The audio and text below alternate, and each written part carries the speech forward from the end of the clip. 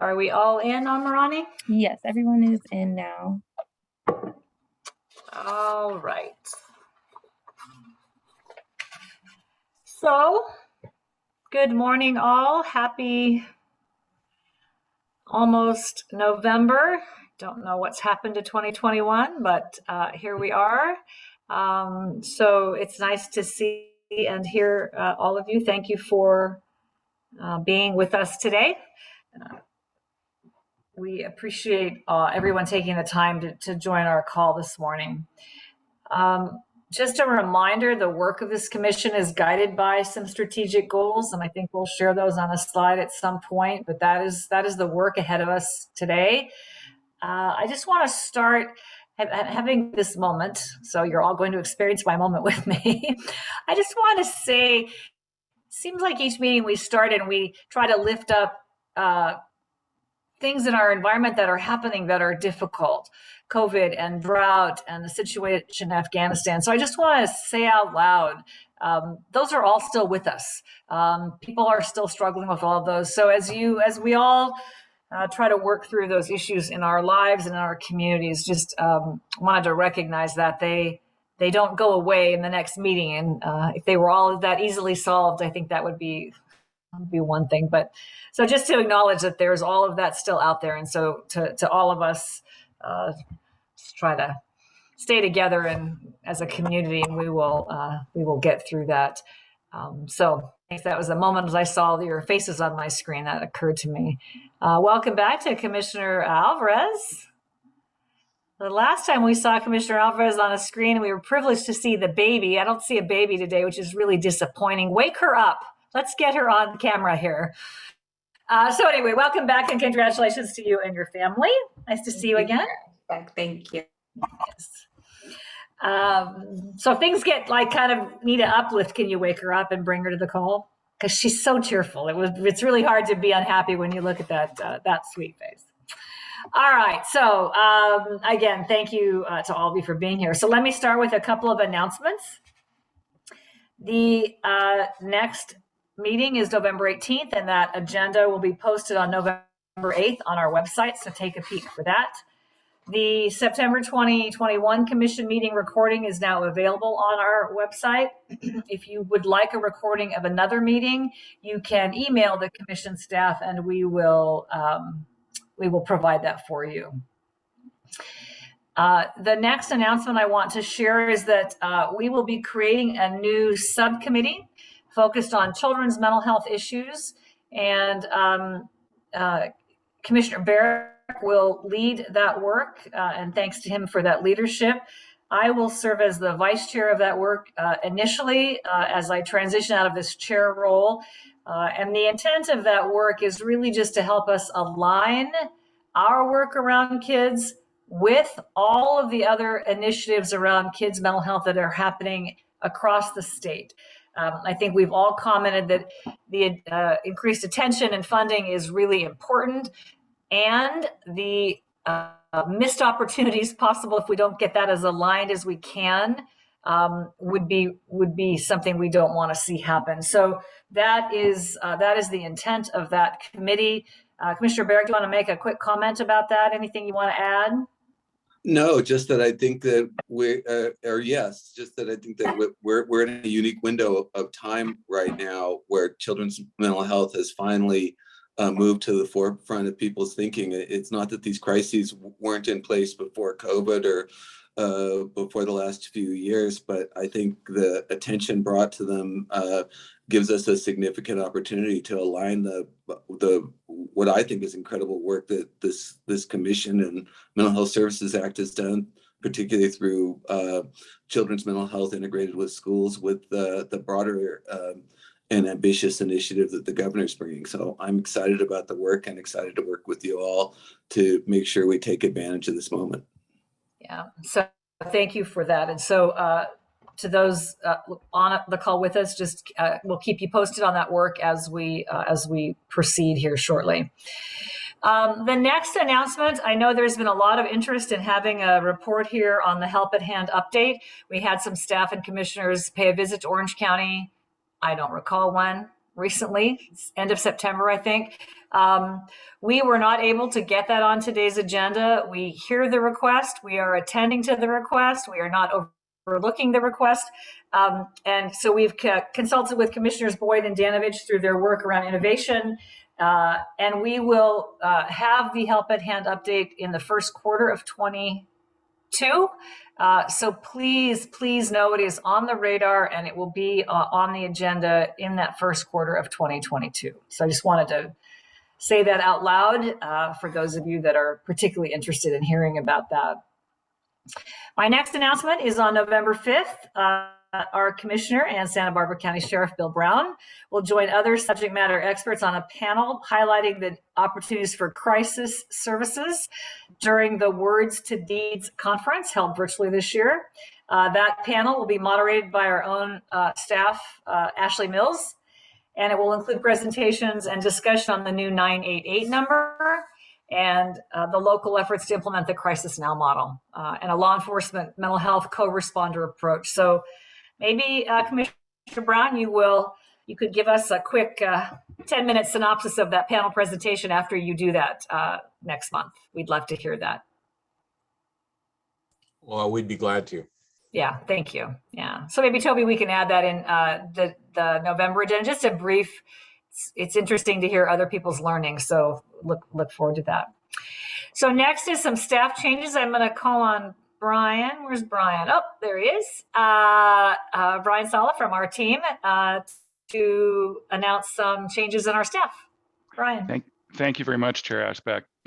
So we have a couple of new staff, but before I do that, I want to acknowledge a major departure. As many of you know, our Chief of Research, Dr. Dante Early, has been named President and CEO of United Way, California's capital region. Dr. Early is currently on a very well-earned vacation on a beach someplace, but nonetheless, I just wanted to acknowledge the major loss for us, the gain for United Way, and just acknowledge that this is part of our DNA as an organization. We strive to be an employer of choice, and that means that our staff will get exciting opportunities to build on what they do and learn here to do other exciting things. Dr. Early's built a dynamic, talented team of researchers here at the Commission and has led the assembly of a unique library of linked consumer level data. This data warehouse has moved us a long ways towards kind of a whole person approach to understanding the impacts of community mental health. And we're really excited to continue that work and very sorry to lose her, but excited for her new opportunities. We have two new staff joining us through our UCSF contract, working on our triage summative evaluation work. And actually a third will be joining us next week. But today I'd like to introduce Martha Clemente, who is the new Triage Evaluation Project Manager. She previously worked as an epidemiologist in the Infection Prevention Unit at Kings County Department of Public Health, and also with the California Department of Public Health. She holds a master's degree in public health and epidemiology from UC Davis, a bachelor's degree in health science in community health from CSU East Bay, and is a certified health education specialist. And we're really excited to have her on board. As I think many of you know, we lost our previous project manager on this evaluation work when Heather, when she decided to go back to graduate school. So great to have Martha on board. We also would like to introduce Manuel Andrade as the new research data analyst for this work as well. Manuel has over 15 years of experience in statistical data analysis and data manipulation with a particular specialization in market research. Manuel has worked on a variety of socioeconomic studies using publicly available data from the tourism industry. He's really excited to be with us. He has a great skill set as an MBA, as well as a master's in science and mathematics, specializing in statistics from the University of New Orleans, and earned his undergraduate degree from a major university in Ecuador. So welcome both Martha and Manuel. We're really excited to have your skills and your personalities as part of our team. Thank you, Chair. Thank you, Brian. And I see Martha and Manuel on the screen. So welcome, and we'll look forward to meeting you in person, I'm sure someday. But welcome, and we're glad to have you as part of the commission. Thank you so much. I think the next announcement is back to me, welcoming Martha and Manuel, and is also, there's a message where I would like to share that we are going to say goodbye to another one of our staff that we've all just come to love simply by her lovely voice, and that is Kayla Landry, who really was the moderator of these virtual meetings for the entire, there you are. Hello. And so Kayla, I'm sorry to say, sounds like she's going to take a job just like Martha's almost in the Bay Area. I know Martha came from the Valley, but you are going to a Department of Public Health prenatal disease screening unit in, I don't know if I know what county. Do I know?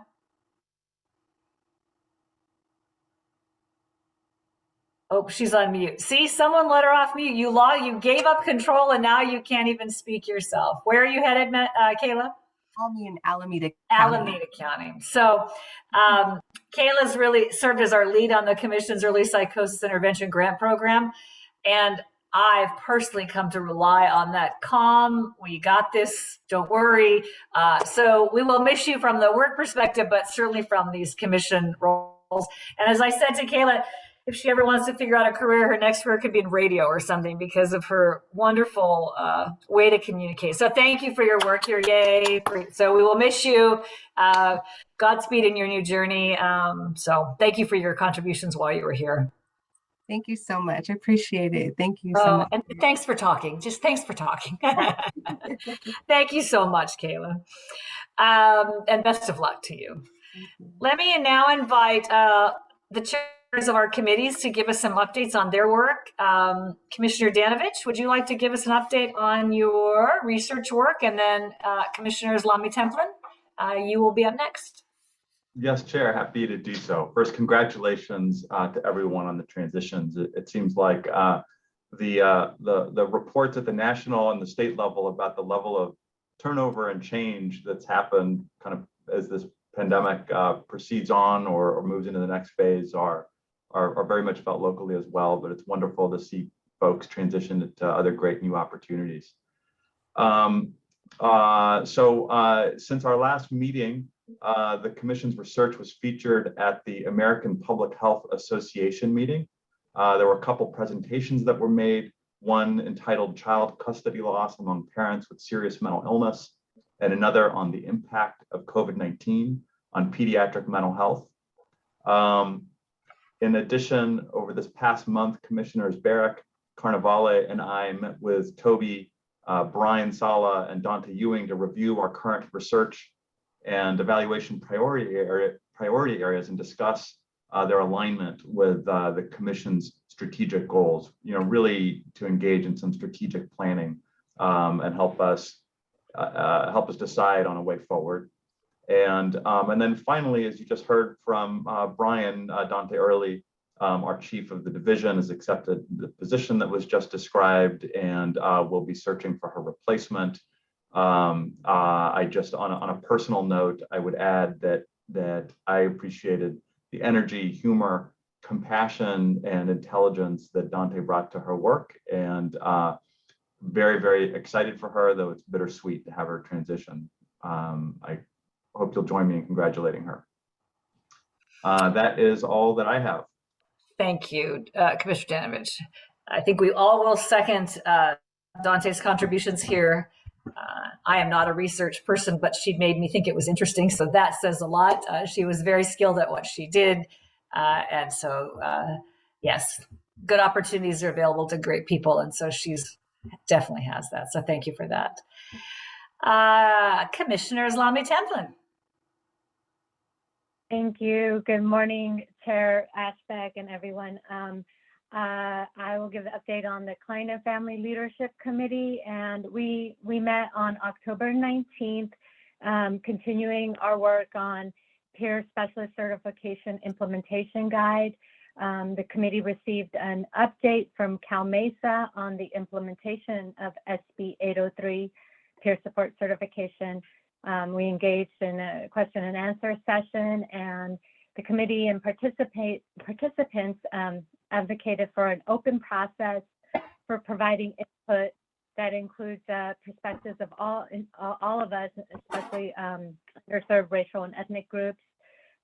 We, with the significant shortages in the workforce, in the mental health workforce, we know that peer support specialists can be a significant part of the solution, and peer providers from various ethnic and linguistic backgrounds are critical at this time. So the CFLC will continue to collect helpful resources that we want to make available to counties who are implementing their peer support certification program. And the committees, we posted, thanks to Tom, posted the collection of resources that we've received from our meetings and the summary of suggested guide components. And our next meeting will be December 9th from 1 to 3. Thank you very much. Thank you, Commissioner Salame-Templin, for your work there as well. Commissioner Alvarez, I understand, fresh back from her leave, just has a brief update on her committee. Thank you, Chair Ashbeck. Yes, just want to give a quick update on CLCC activity. First, during my parental leave, I just want to extend a huge thank you to all of you for your support and your best wishes. I think mental health is front and center after having a baby, and I can't express my appreciation enough for the texts, the emails, the calls that really made my days better. As wonderful as it is to have a baby, your emotions and your hormones are all over the place. And there is nothing like the support and love of a village. And I'm just entirely grateful for that.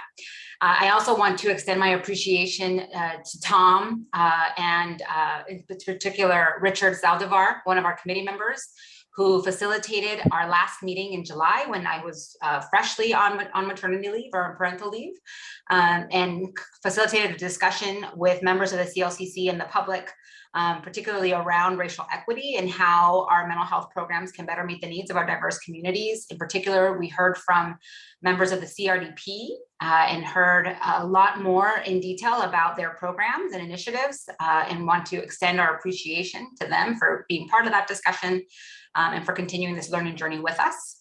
I also want to extend my appreciation for people's patience with scheduling of the next meeting. We canceled the October one because I was freshly back, and frankly, I did not feel prepared to facilitate that meeting, but we rescheduled, and it will be announced that we will be meeting on November 10th in the late afternoon. So I'm looking forward to seeing members of the CLCC and re-engaging in this important conversation, and as well as members of the public. So thank you again, and looking forward to seeing folks in a few weeks. Thank you. Those of us that have older children, we don't want to tell you that you're actually never really prepared after you have a baby, because it's really never quite the same, but we won't tell you that. You're just going to find that out. No, anyway, thank you so much for your continued work. Well done, my friend. And the world's cutest baby with the greatest hair ever. So, all right. Well, that was fun. Okay, let's see. I think that is the only announcements that I have. We will then just continue on. I think I'm good to go on. If you have any technical questions, as always, you can reach out to Lester as we go through the call. And if commissioners, if you need to leave the meeting and rejoin, just make sure you let staff know you're back so they can make you a panelist so that you are your microphone is open. So let me call on Amarani to go over the public comment procedures. Also a wonderful staff person who will help us, who's done a great job, as Kayla has not been here the last couple of meetings. So Amarani, take it away. Okay, thank you, Chair. Yeah. All members of the public will have the opportunity to offer comment at this public meeting as described in the agenda. We appreciate your patience and understanding as we learn and adjust to improve these virtual meetings. We welcome your comments. Public comment will be heard for each agenda item. Please listen carefully as I go over the public comment procedures. If you would like to comment on an agenda item, please wait until that agenda item starts. You may request to make public comment by clicking the raise hand icon on your computer or the app, or if calling in, by phone, push *9. You will be placed in a queue to comment on that agenda item. When it is your turn to comment, the moderator will unmute your line and announce your name or the last 3 digits of your telephone number. When you are unmuted, we are able to hear you. We will do our best to make comments in the order they are received. Please note, once the public comment period for the agenda item starts, we will close the public comment queue. The moderator will insert the word "last comment" next to the commenter's name or number to identify the last public comment. So please make requests to comment as early as possible. Members of the public should be prepared to complete their comments within 3 minutes or less, depending on time constraints. When we have reached the end of your time, our staff will let you know, but we will let you finish your thoughts. This is easier when we can all see the clock. We don't want to cut you off, but we do need to maintain time limits. We appreciate your understanding with this process. Lastly, if there are any members of the public using translation technology, please notify the chair, and at least twice the amount of time will be given to you during the public comment period. Also, I would like to mention that a live meeting transcription or closed captioning is available for public members needing special accommodations. If it is not currently visible, please activate the closed captioning feature located in the control bar at the top or bottom of your screen. Chair Ashbeck, I hand it off to you. Thank you, Amrani. So with that, welcome all, and we will adjourn today on or before 12:30. So thanks again for being here. So we'll start with the roll call. Maureen, can you please call the roll? Yes. Chair Ashbeck. Here. Thank you. Vice Chair Madrigal-Weiss. Madrigal-Weiss. She is not here today, Maureen. Okay, got that. Commissioner Alvarez. Here. Okay. Commissioner Barrett. Here. Commissioner Boyd. Commissioner Boyd. Commissioner Brown. Here. Okay. Commissioner Bunch. Here. Thank you. Commissioner Carnavale. Here. Commissioner Carrillo. Commissioner Carrillo. Commissioner Chen. Commissioner Chen. No. Okay. Commissioner Cortese. Here. Commissioner Danovich. Here. Commissioner Gordon. Here. Commissioner Mitchell. Here. Commissioner Tamplin. Here. All right.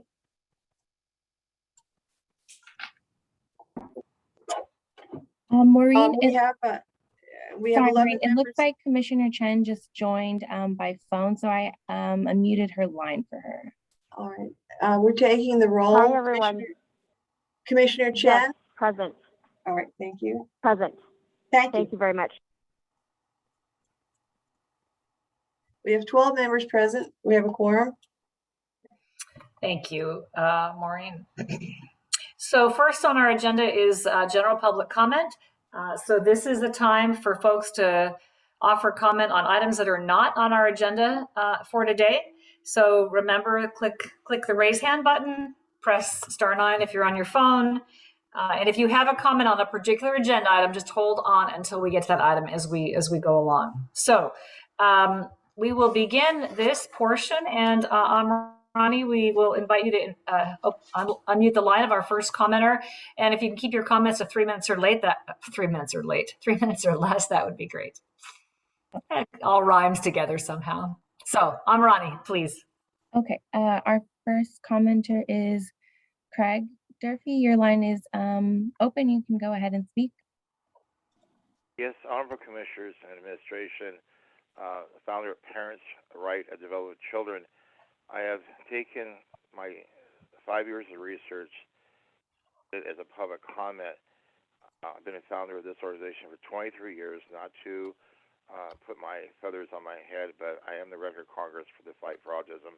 I help write mental health with specifically the area of autism, AB 1718 in 2000, and I'm also in the editorial at times on police health and autism.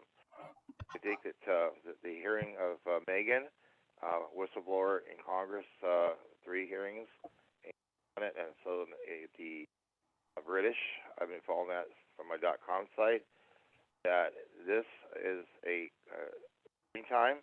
It's a tobacco addiction. The National Board of Counseling and Psychologists have endorsed it for 1 credit for screen time. Dr. Delaney Rustin, MD, movie. And we should be cautious how we use the label mental illness. Because if you look at the screen time and the medical research on my site, it can be restored by Dr. David Amen, who 2000 brain scans, and he also is a psychologist in screen time, or a teacher rather.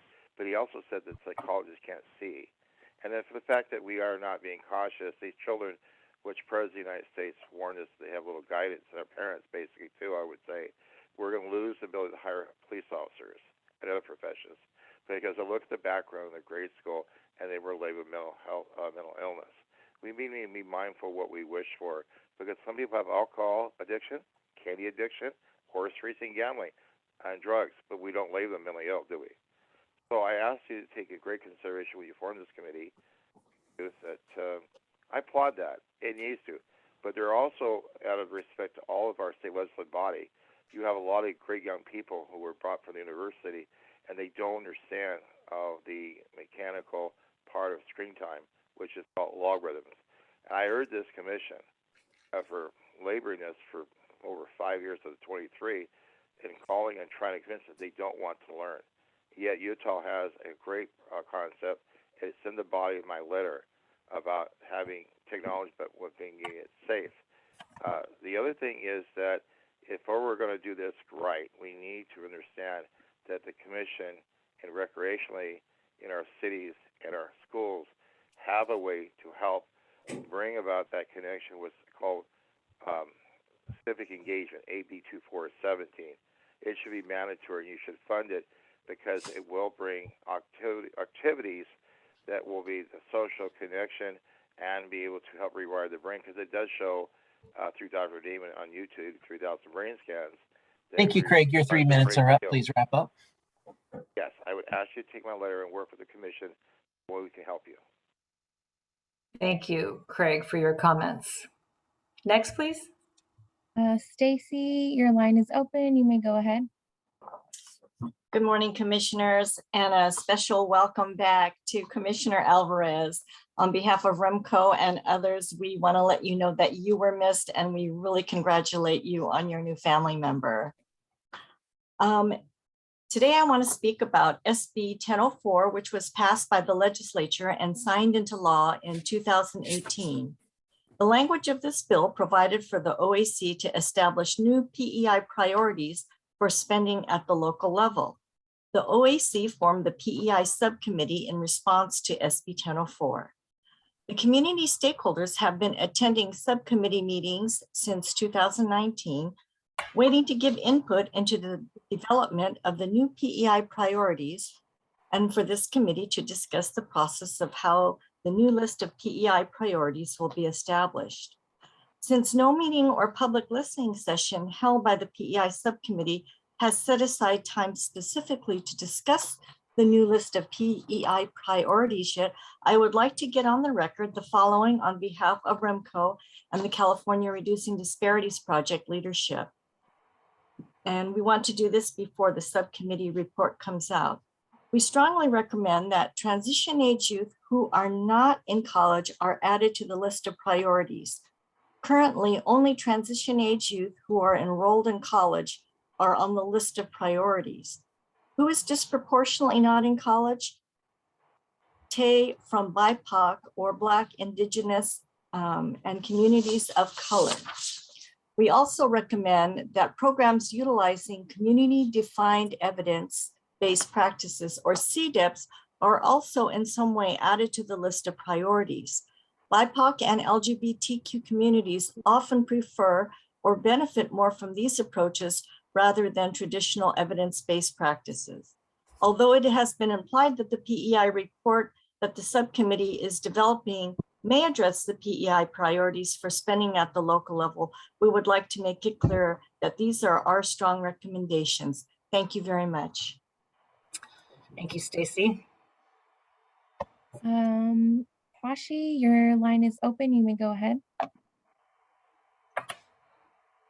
Hold on just a second, having some technical difficulties. Okay, can you hear me? We can. Okay, thank you. This is Pashi Walker with Cal Voices. My pronouns are zers. According to Government Code Article 9.5 on discrimination, no person in the state of California shall, on the basis of sex, race, color, religion, ancestry, national origin, ethnic group identification, age, mental disability, physical disability, medical condition, genetic information, marital status, or sexual orientation, be unlawfully denied full and equal access to the benefits of, or be unlawfully subjected to discrimination under any program or activity that is conducted, operated, or administered by the state or by any state agency, is funded directly by the state, or receives any financial assistance from the state. I'm assuming that the MHS-OAC falls under this category. Over 3 years ago, I informed the commission and the staff that my pronouns are zers. I include my pronouns on all email communications. I state my pronouns when I introduce myself prior to making public comment. My Zoom name includes my pronouns. And yet I've been consistently misgendered and spoken about by commissioners and MHS-OAC staff in a way that dismisses my gender identity. Last meeting, I spoke up when I was misgendered. I received a private text message from the executive director stating that, quote, he could do better. We had a short text conversation. However, when I made culturally appropriate and best practice action suggestions, including pointing out that I was misgendered by 2 commissioners while he was texting me, he stopped texting. To date, I have received no response to my suggestions, including my offer of providing training on this matter. Misgendering may not be intentional. However, not taking action when it happens over and over, then misgendering can be seen as discriminatory behavior and harassment, since cisgender people are not being misgendered. This goes against the government code, as I stated previously. I also want to be clear that this is not just about me. Trans people, which includes non-binary people, are some of our most vulnerable consumers. I would not want any trans person hoping to interact with the commission to be dissuaded out of fear of being misgendered. Also, when a trans person witnesses a misgendering, that alone can be traumatic, even if it's not happening to them personally. Misgendering will happen. What's most important is how you handle it when it does. The best way to handle misgendering someone who is present is to repeat what you just said using the correct name, pronoun, or honorific. For example, if you say, as she just stated, you would say, I mean, as Z just stated. If you feel you must apologize, keep your apology brief so that it doesn't become about you and your mistake. Saying things like, I can do better. I'm trying really hard. Darn, I can't believe I messed up again. Or it's hard because I used to know you before. All make it about you and creates a climate where the injured person now feels compelled to comfort you. These statements also imply that the trans person is putting an undue burden on you, thus adding to the injury already inflicted by the original misgendering. I hope the commission will take action beyond apologies to alleviate this gender discrimination and assure that it does not continue. Thank you very much. Thank you, Pashi. So at the risk of not doing this exactly right, let me extend our apologies as a commission and a staff to all that may have been misgendered. And I think we all would invite the learning that comes from saying no and helping us do that. So we extend our apologies. I can work with Toby. I lost Toby's picture. I'm looking for it, but maybe we can do a brief training on this at our next commission meeting. It's probably a lesson we all could benefit from. And so thank you for raising it. I know it was probably difficult for you to raise, but thank you for doing that. And I hope, anyway, thank you, Pashi, for bringing that up today. All right, next, please. Mary Ann, your line is open. You may go ahead. Thank you. I am Mary Ann Bernard. I am former counsel to state mental hospitals in another state. the mother of an SMI adult and an advocate in retirement for the severely mentally ill, who are the people the voters adopted MHSA to help. Here to remind you once again that Section 5840C, last clause of the Mental Health Services Act, has always provided that you shall include relapse prevention and early intervention for people who already have existing severe mental illness in PEI. It is a mandatory category. And I want to remind you also that your predecessors were forced by the Office of Administrative Law to include relapse prevention and early intervention in existing regulations, even though they didn't want to, because there is no choice about the matter. And SB 1004 does not and could not change that. I also want to remind you that if you ignore the law again, there's a very easy route back to OAL, which will probably take you into rulemaking, which is burdensome and time consuming long before you want it to happen. And since you were forced to do it once, it could easily be forced on you again, but I hope that won't be necessary. If you wish to stay focused on the upstream end of PEI, which is what SB 1004 was about, which of course is not preventing mental illness, which is impossible because we can't prevent trauma, but rather preventing mental illness from becoming severe mental illness, which is what the statute says over and over and over again. You can comply with this mandatory provision simply by declaring in your priorities that PEI can be used for two important programs that are already in the Mental Health Services Act at section 5813.5F.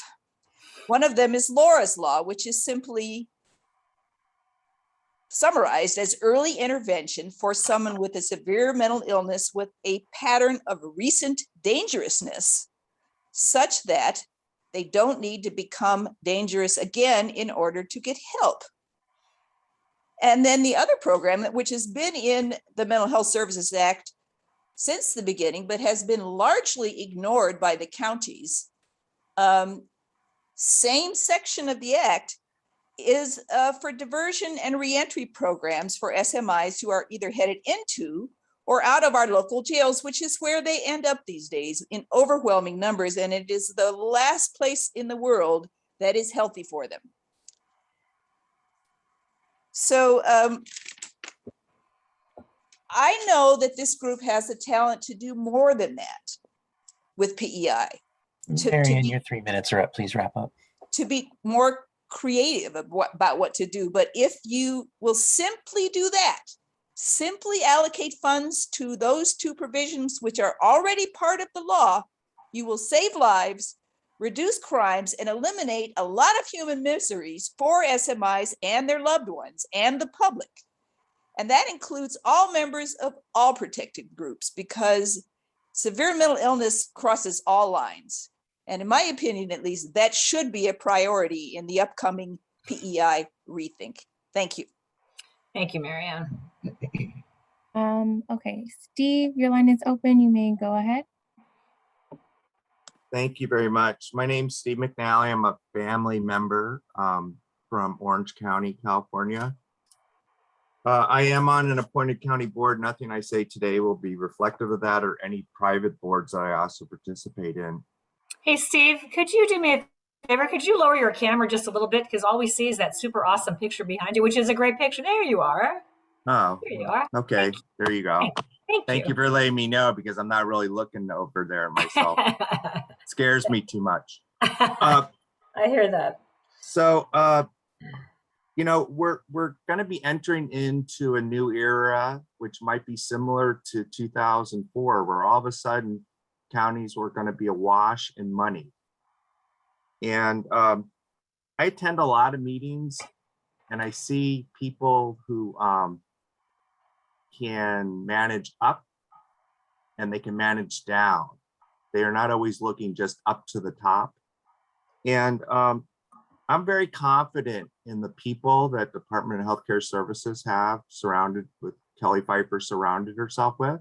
And I feel confident that Stephanie Welch will be the person to coordinate and collaborate with, which apparently in a lot of arenas is not a group of, it's not an industry that likes to collaborate all that much. You know, silos everywhere and man-made problems. Between the state and the families, and I also feel that a lot of them, when I see them speak, they're honest, they're open, they're transparent, and they have a sense of what the family journey is. They have some empathy for it. So here's my ask. Families and consumers have been so marginalized, and not all families make it through these journeys intact, and not all people make it through these journeys alive. And the communication flow is horrendous. Local boards and commissions appointed by the state do not do their mandatory duties. The notices from the Department of Healthcare Service don't conclude the local boards and commissions.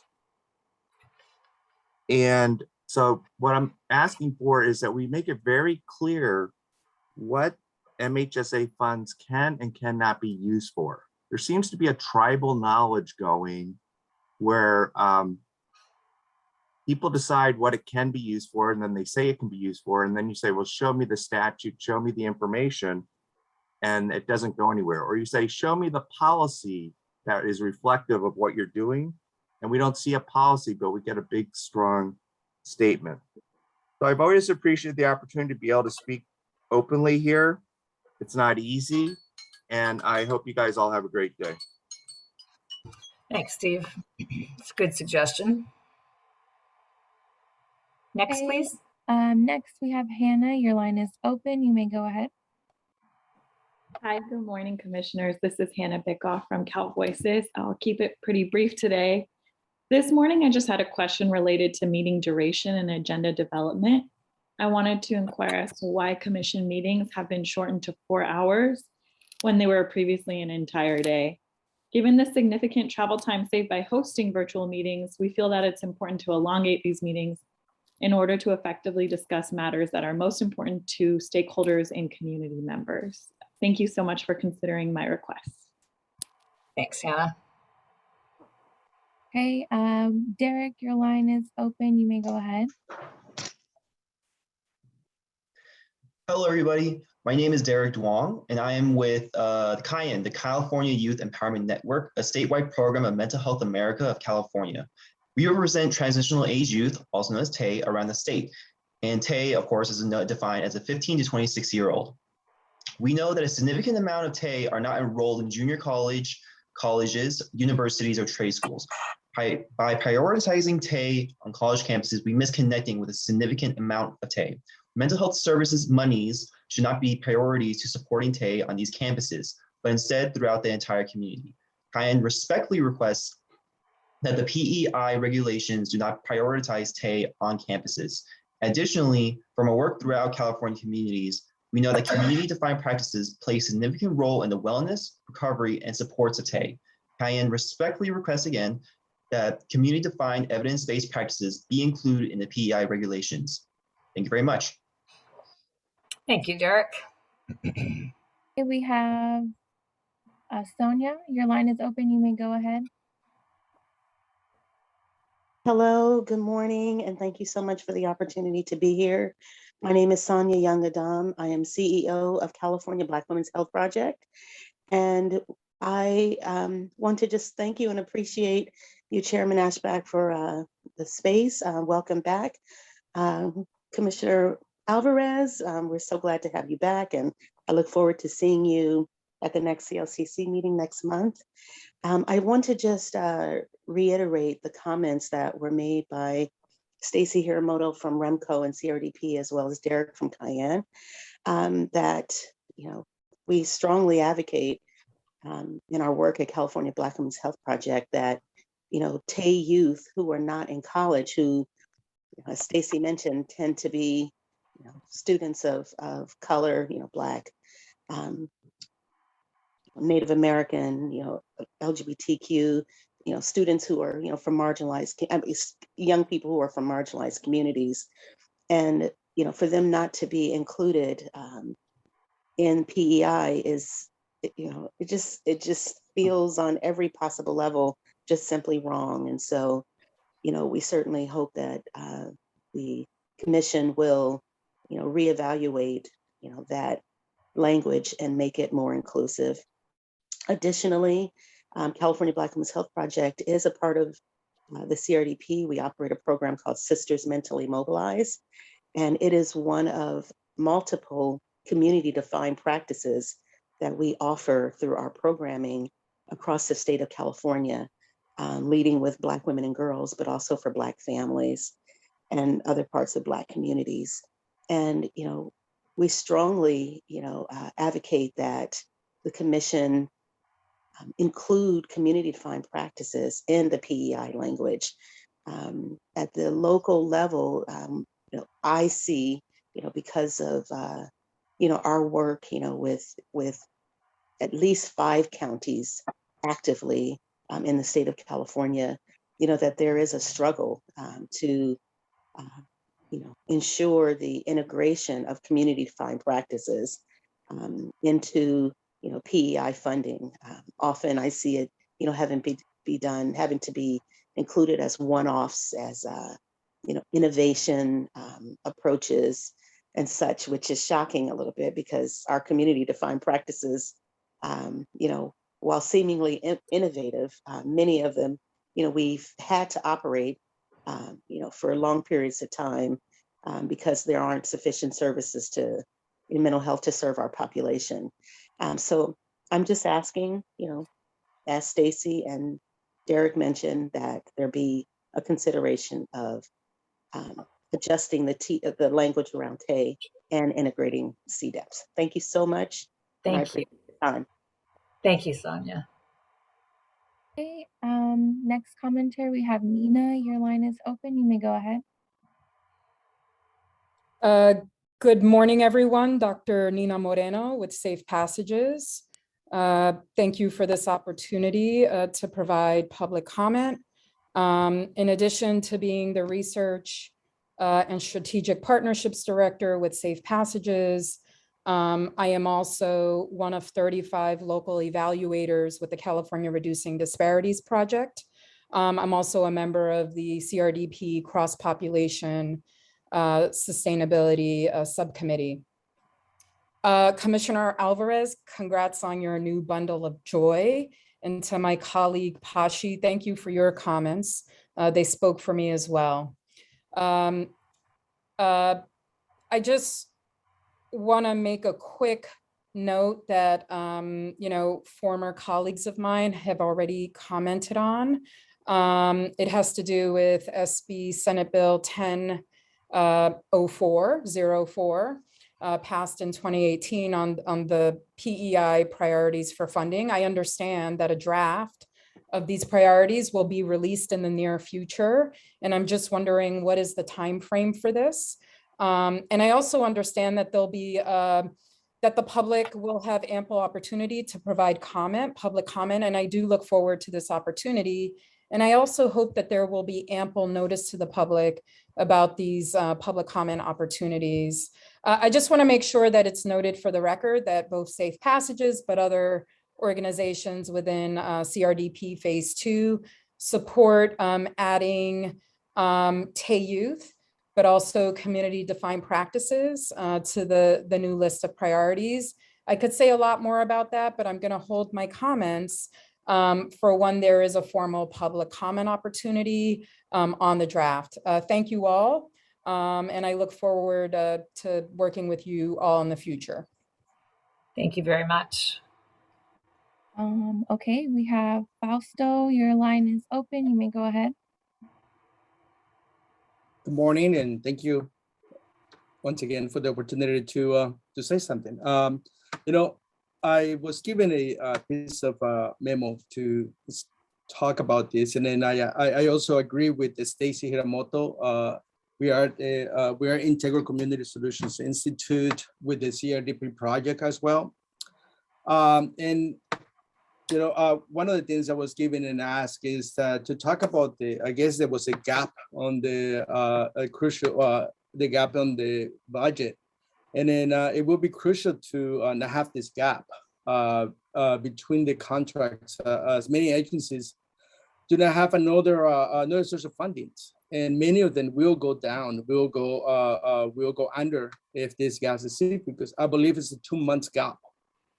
Time, and then it will be therefore it will be crucial for it to start a timely fashion.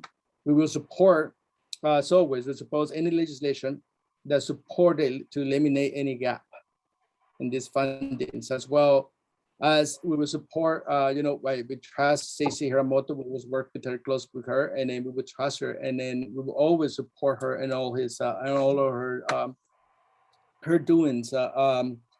And then this is the only note that I was given. So with that, I'm going to say thank you again for giving the opportunity to talk and to speak and to bring this notion into place. Thank you very much.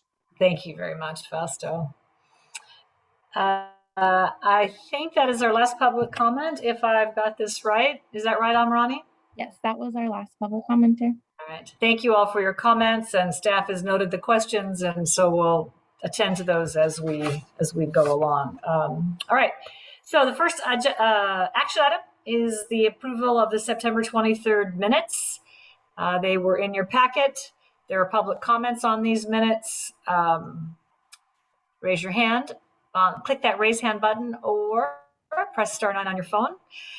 So let me ask first the commissioners. Are there any commissioner comments, additions, deletions, changes to the minutes of September 23?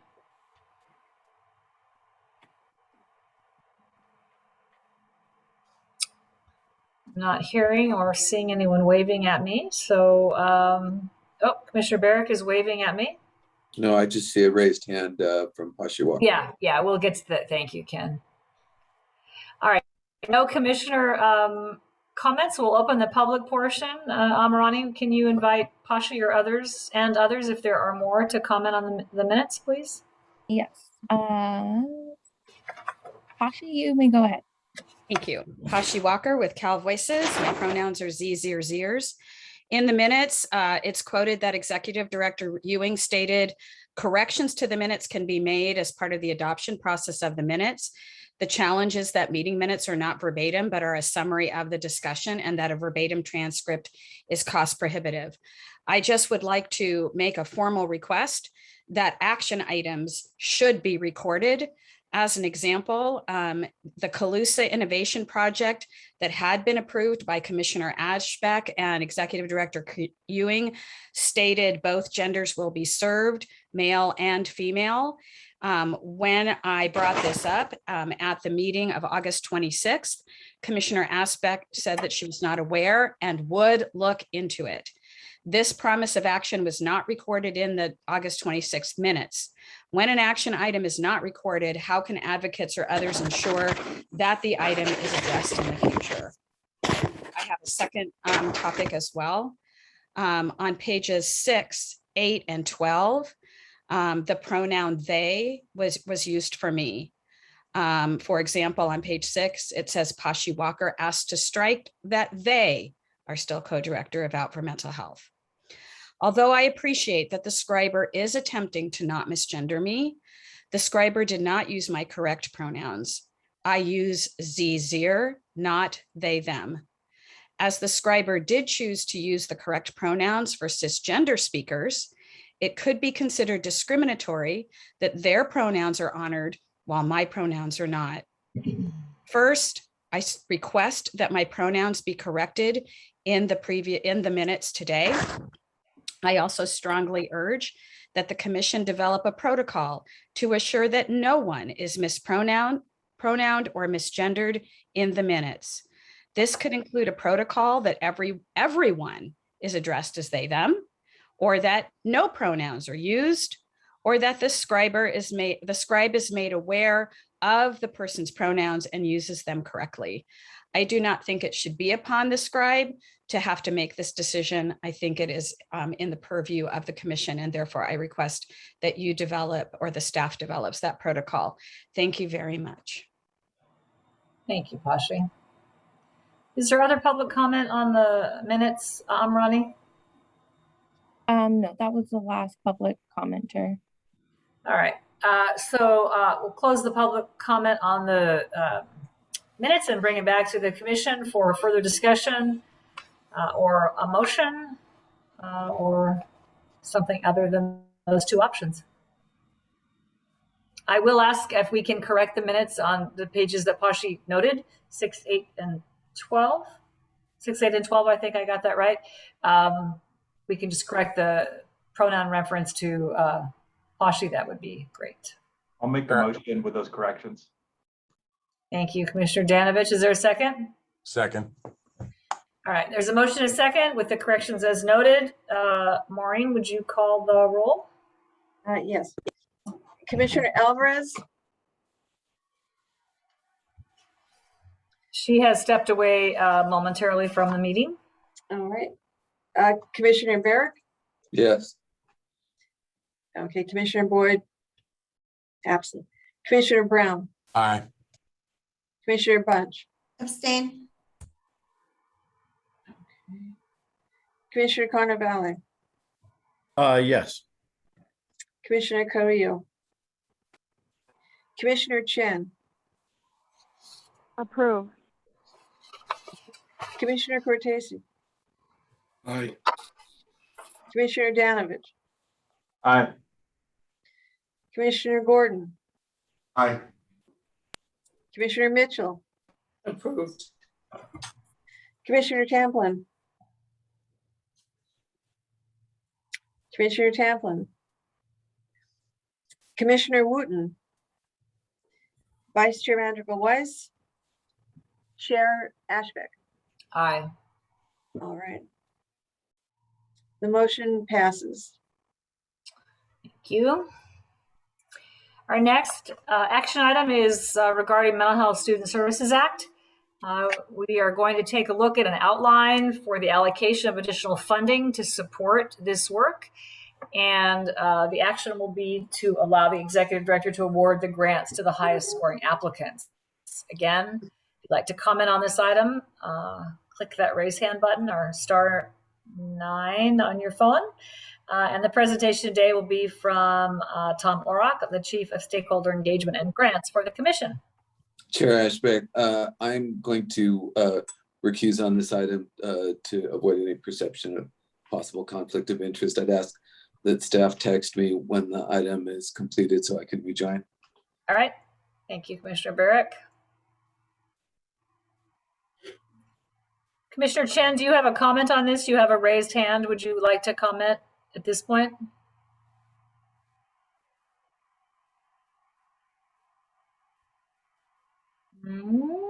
Take that as a no. All right, Tom, take it away. Thank you, Chair Ashbeck. Wait, yes. Commissioner Tamplin, you have Commissioner Tamplin, you have a hand up. You don't want to talk right now. You can't make it go away. We can't hear you either. Okay, so we're gonna take. Oh, there you are. I wasn't able to unmute myself, and so I wanted to vote in favor of the minutes, and hopefully the unmute button will work moving forward. Thank you. All right, thank you. We'll let the record reflect that Commissioner Templin was an aye vote on the approval of the minutes with the corrections as noted. Thank you. Thanks. Thank you. All right, Tom. Third time is the charm. Go, hurry, go. All right, thank you. Well, this is good news. Today, I'd like to present you with some background information on the Mental Health Student Services Act, outline for you the plan for allocating federal funds to expand the program. And then I hope to have your authorization to release the request for application and enter into contracts with successful applicants. So we can go to the first slide. Cody, thank you. The Mental Health Student Services Act, or MHSSA, as we call it, provides funding to county behavioral health departments who are in partnership with school districts, county offices of education, or charter schools to incentivize ongoing partnerships to better serve students and increase access to mental health services for students on campus provide support services in schools, and provide outreach and linkage to at-risk youth. In April, and then again in July of 2020, the commission awarded the first of the MHSSA grants to 18 counties. The total funding provided at that time was $75 million. These 18 counties were the highest scoring applicants in the original procurement. The commission received 38 applications for funding to establish these partnerships, which highlighted the need and the desire of behavioral health departments and schools to work together to meet the needs of their students. So this left us with 20 counties that were not awarded funds through this first RFA. However, additional funding was made available in the Budget Act of 2021, and the commission approved $95 million to fund all of the counties that had applied to the original procurement but were not awarded funds. So this brings the current total of MHSSA programs to 38. We can go to the next slide. In the 2021-22 budget, it also included $100 million in federal funds to further expand the MHSSA programs. So this funding comes with an added requirement to focus services to economically disadvantaged communities, which we will define as Title I schools with free and reduced price meal programs. The target for these funds will be the 20 remaining counties, which will allow us to expand the MHSSA program to all 59 mental health plans, or 58 counties. Next slide. The challenge we faced with this effort was that the 20 counties who will be offered the federal funding are those which did not apply for the funds in the original procurement. So our first step was to find out the reasons why the counties didn't apply. And so we did that by sending out a survey asking for the specific challenges that they faced in applying for the funds and to determine if there was a need in their county. We also held a listening session with representatives from the 20 counties to let them know about the available funding and to find out what they would need to address their specific challenges. We've also been on the phone and in several separate meetings with school and behavioral health representatives to discuss their specific concerns. Through these outreach efforts, we heard about many challenges, the challenges of hiring qualified staff. This was most pronounced in rural counties. We are also told that resources have been stretched thin as the result of the pandemic and recent wildfires in many counties around California. The other challenge that we heard quite often was that some of the counties don't have the capacity to write a grant, write an application, and have access to grant writers. Access to grant writers is limited in small rural counties. Lastly, we heard that the previous application process was a bit too cumbersome for small counties who are really only needing potentially a small amount of funds to cover their need. So we took what they told us and crafted an RFA process that we believe addresses these barriers. So we can go to the next slide, Cody. Of the list of counties, these are the 20 counties who will be eligible for the federal funding. You'll notice that most of these counties are small rural counties. However, there are 2 large counties and 4 medium-sized counties eligible to receive these funds. And the next slide. To address the barriers, as I was just speaking about, the barriers mentioned by county representatives, to address that, we've created a plan which allows for more technical assistance at the front end and more time to create the program plan. As step 1, we'll offer counties the opportunity to send us a draft proposal so that we can conduct a confidential review with them of the plan and let them know if they're on the right track in meeting the requirements. That'll be step 1. Next, we'll limit the amount of information required in the application at the front end. We'll simply ask them to tell us who is in the partnership, how they plan to meet the requirements, around economically disadvantaged communities. We'll ask for a simple program plan with a budget and an agreement to meet all of the requirements, federal and state requirements. What we'll do is then score the applications, enter into contracts, and the grantees will then have 4 months to flesh out their programs, hire staff, and conduct all of the early implementation activities. So to help with this, we recently released a request for information in order to create a list of organizations who could assist the counties with their application process and their implementation steps. If the counties wish, they can go to this list and contact those technical assistance organizations for that assistance. After this, there will be a 4-month period that the grantees will have to complete their plans. We'll then have a full 4 years to operate the MHSSA programs. We can go to the next slide, Cody. Funding levels will be consistent with the funding offered the counties in the original procurement. If counties request all of the available funding, we will allocate $63 million in grants of the $100 million. In addition to this, we would want to reserve $15 million for administration and evaluation costs for the program. This would leave $22 million from the federal funds. And then we also have $15 million available from the state MHSSA funds that have not been allocated to this point.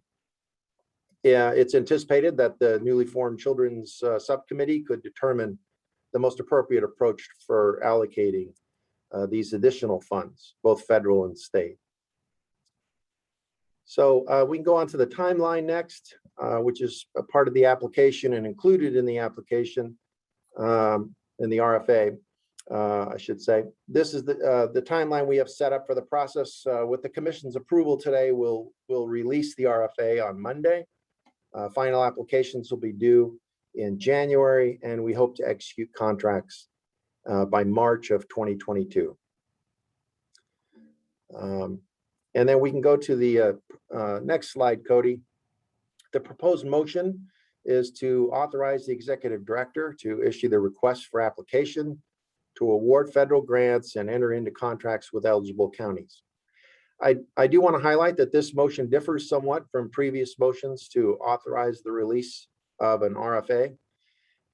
This is a little different process in that while this is a competitive process, all applicants who meet the requirement will be receiving funds. So this motion authorizes both the release of the RFA and authorizes the executive director to enter into contracts with the eligible counties. There are a couple of reasons for this change. First, asking for authorization to award the contracts is pro forma, as there isn't much that we can do to change the outcome of the scoring. And second, probably most importantly, this authorization to both release the RFA and enter into contracts will save a step and allow staff to move more swiftly to the awarding of funds and the launch of programs. Before I wrap up, I want to say I've been very impressed with the work of the Commission staff on this project. They've demonstrated a really strong commitment to this work. It's exciting work, and it's reflected in this plan to come alongside our counties, our county partners, to provide the much needed services to our students. And I'm happy to answer any questions that you may have. Due to the procurement rules, I may not be able to address specific questions about the RFA, though. Thank you. Thanks, Tom. I have a quick question before I invite my other colleagues.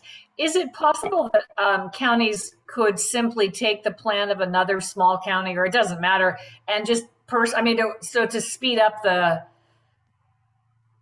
process, they don't have to start from scratch? I mean, their circumstances are certainly unique, but are we giving them models to take a look at that they might just adjust for their own community?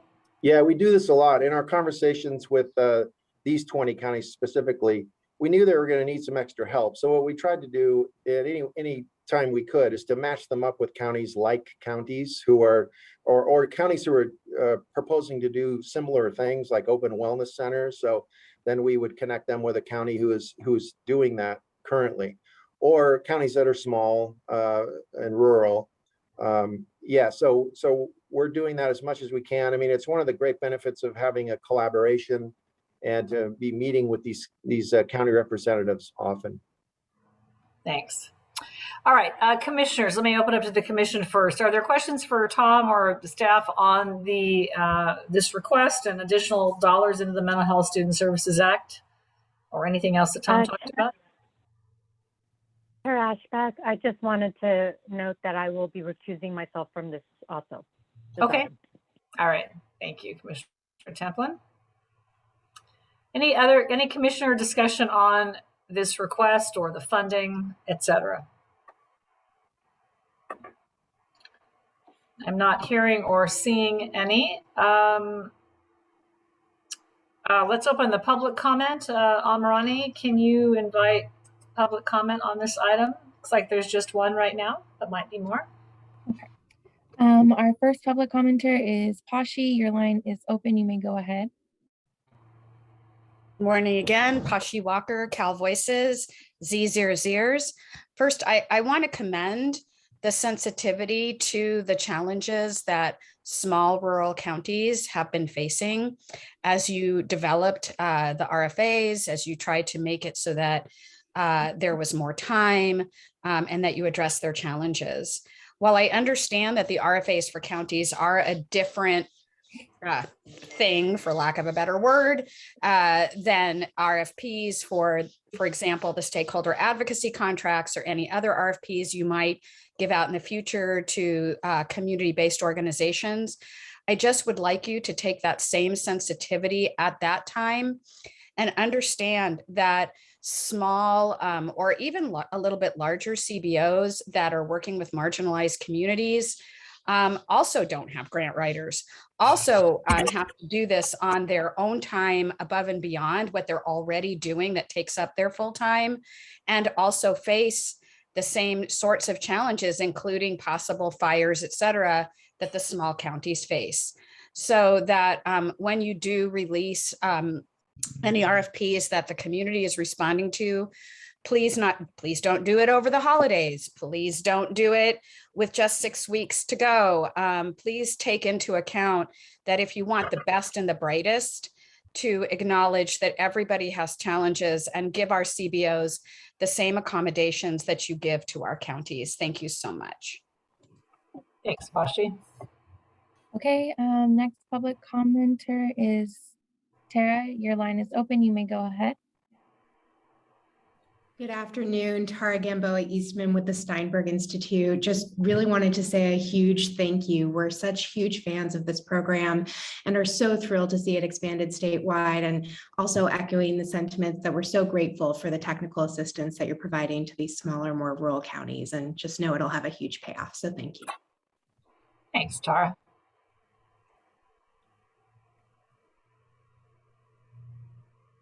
Okay, next. Steve, your line is open. You may go ahead. Can you hear me okay? We can. Okay, good. I keep getting a message. Thank you very much. And I want to thank Tom for his willingness and openness to listening and then sitting down with the people and trying to solve a problem. It sounds sort of silly to say that, but it's really important. And the only reason why I wanted to make a comment is this is very analogous to what smaller organizations have to go through when they're trying to go through county procurement to get through the procurement process. And I'm a big believer that one answer to equity is responsive funding mechanisms that make it simpler and easier for smaller groups that are doing the work, and they're not on a big payroll that allows them to go to meetings and get reimbursed and do whatever. They actually do the work. So if they don't do the work, there's no revenue. And there's actually, more importantly, no service to the community. So the more we can foster the belief in responsive funding mechanisms that are used, they're not novel, but they're novel in certain counties. I would appreciate that we look at that, because that gets the money directly to the user. And John Sharon once in LA, once mentioned, if you looked at our public health, our mental health dollars, and you put it on a charity navigator, we might be in the 50s or 60s. First 15 to the county, second 15 to the provider, and then wherever else gets lost in the shuffle of implementation. So again, thank you very much. We're very looking forward to this happening in our own county once as those contracts are finalized and getting it going. So thank you very much. Thank you, Steve. Appreciate that. Okay, Sonia, your line is open. You may go ahead. Yes, hi there. Sonia Young Adam again from California Black Women's Health Project. And I wanted to reiterate what Pashi said. I really appreciate that. I was thinking, as this was going on, what a great and tremendous opportunity for our counties and the schools. And, I'm just greatly appreciative of the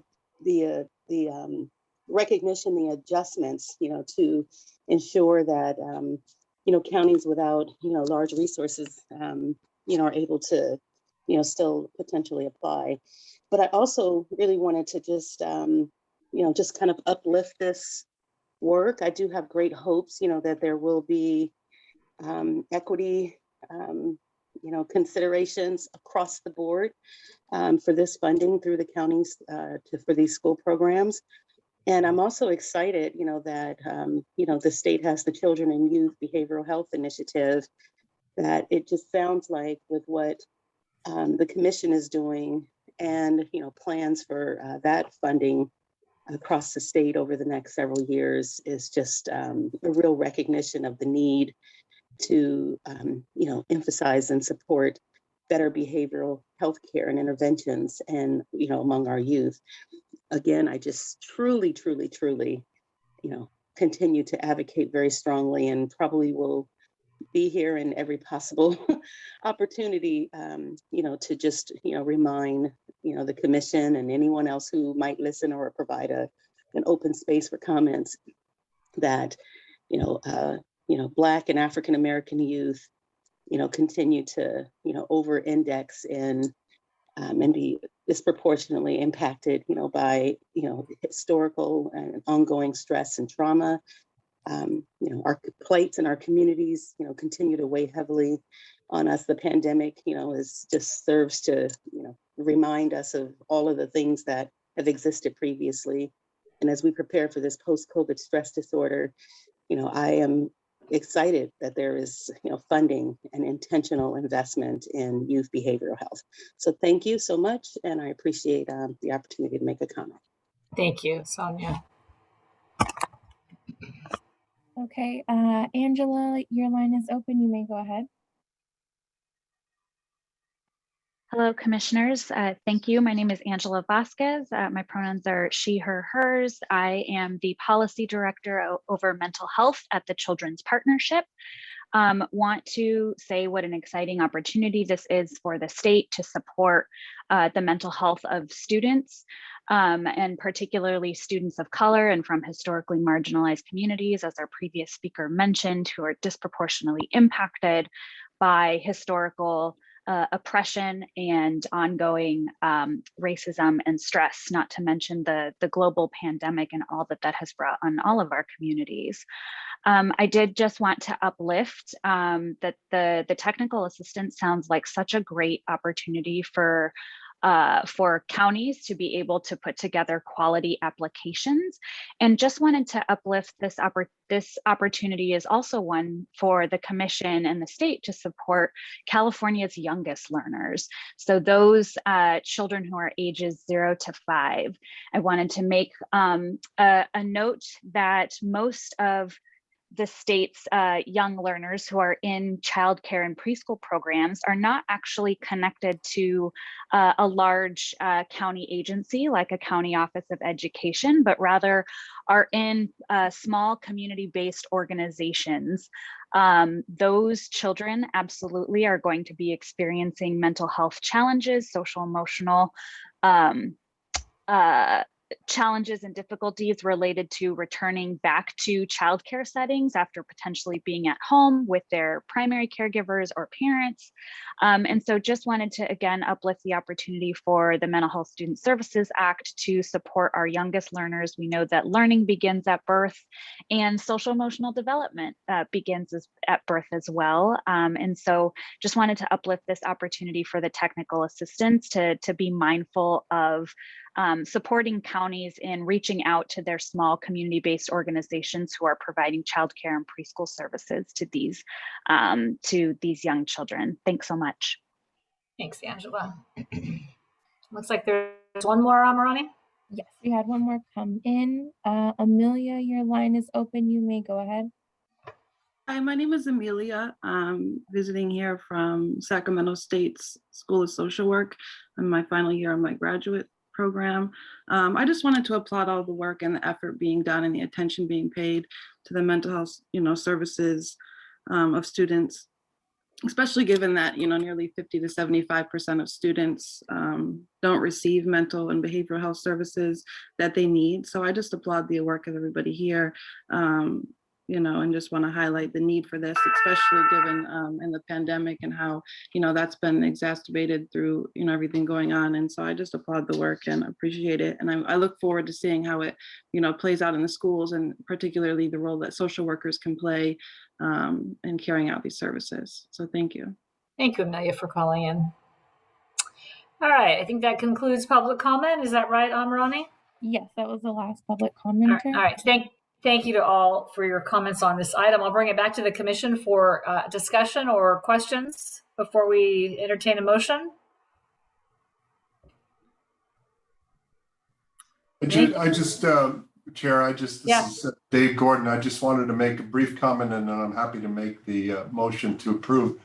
I want to personally thank the commission and Toby for launching this effort, which now has an opportunity to be statewide, and our county superintendent's organization is standing alongside the commission in terms of offering help to our colleagues across the state to really do what it takes to make this work. Toby has been to our meetings numerous times and has provided support and encouragement. So it's my pleasure to make the motion to approve. Thank you, Commissioner Gordon. Is there a second? I'll second that. Thank you, Commissioner Carnevale. I just want to echo, Commissioner Gordon, you've worked hard on this as well, so thank you. But I feel like this is pretty significant that every county has a chance to do this. We've talked so much about kids and schools, and so I think it's happened in kind of parts, but at the end of the day, the sum of all of that is really, I think, has a profound chance to impact kids. Fresno County's been doing it for a little bit of time here and has really made a big difference, at least here. So anyway, I think sometimes we take these motions and maybe don't pause to think about what it really means. But if every county in California has a chance to do this for their kids, that's pretty, that's a big milestone for our state. So thank you to you for your leadership as well. So there's a motion. Chair, if I could add just one other comment to the comment made by Angela Vasquez. I know that every single county has their eye on the 0 to 5 space with these programs as the jumping off point through First Fives and other advocates to make that happen in 0 to 5 as well. Yep. And we're going to talk a little bit more about that in our next item as well. So thank you, Commissioner Gordon. Seeing nothing else from commissioners, there is a motion from Commissioner Gordon, a second from Commissioner Carnival to approve this action. Maureen, would you please take the roll? Yes. Commissioner Alvarez. Stepped away. Yep. Commissioner Barrick, abstain. Commissioner Boyd. Commissioner Boyd. Okay, I'll come back. Commissioner Brown. Aye. Commissioner Bunch. Aye. Commissioner Carnevale. Yes. Okay. Commissioner Carrillo. Absent. Commissioner Chen. Approve. Thank you. Commissioner Cortese. Aye. Commissioner Danovich. Approve. Thank you. Commissioner Gordon. Aye. Commissioner Mitchell, Approved. Commissioner Tamplin, abstain. Commissioner Wooten, absent. Vice Chair Madrigal Weiss, absent. Chair Ashbeck. Aye. Motion carries. Thank you very much. Our next item is a break. We were trying just to make sure we were going to attend to the next panel. So if we, Toby, would the next panel be ready at 10:40, 10:45? Are they standing by? We'll be ready. We may have one presenter who's juggling a conflict. She may join us a little bit late, but we'll be ready. So why don't we take a break till, do I say 10:45, 15 minutes? 10:45, that's actually 18 minutes. You're welcome. Take a brief break here, stretch, and we will reconvene at 10:45 with our next agenda item. We'll see you shortly.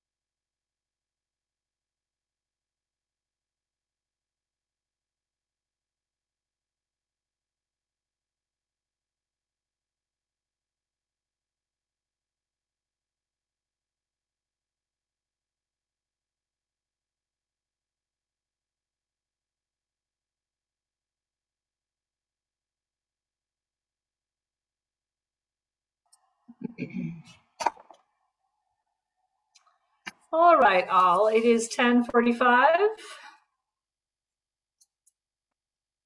So we will reconvene here.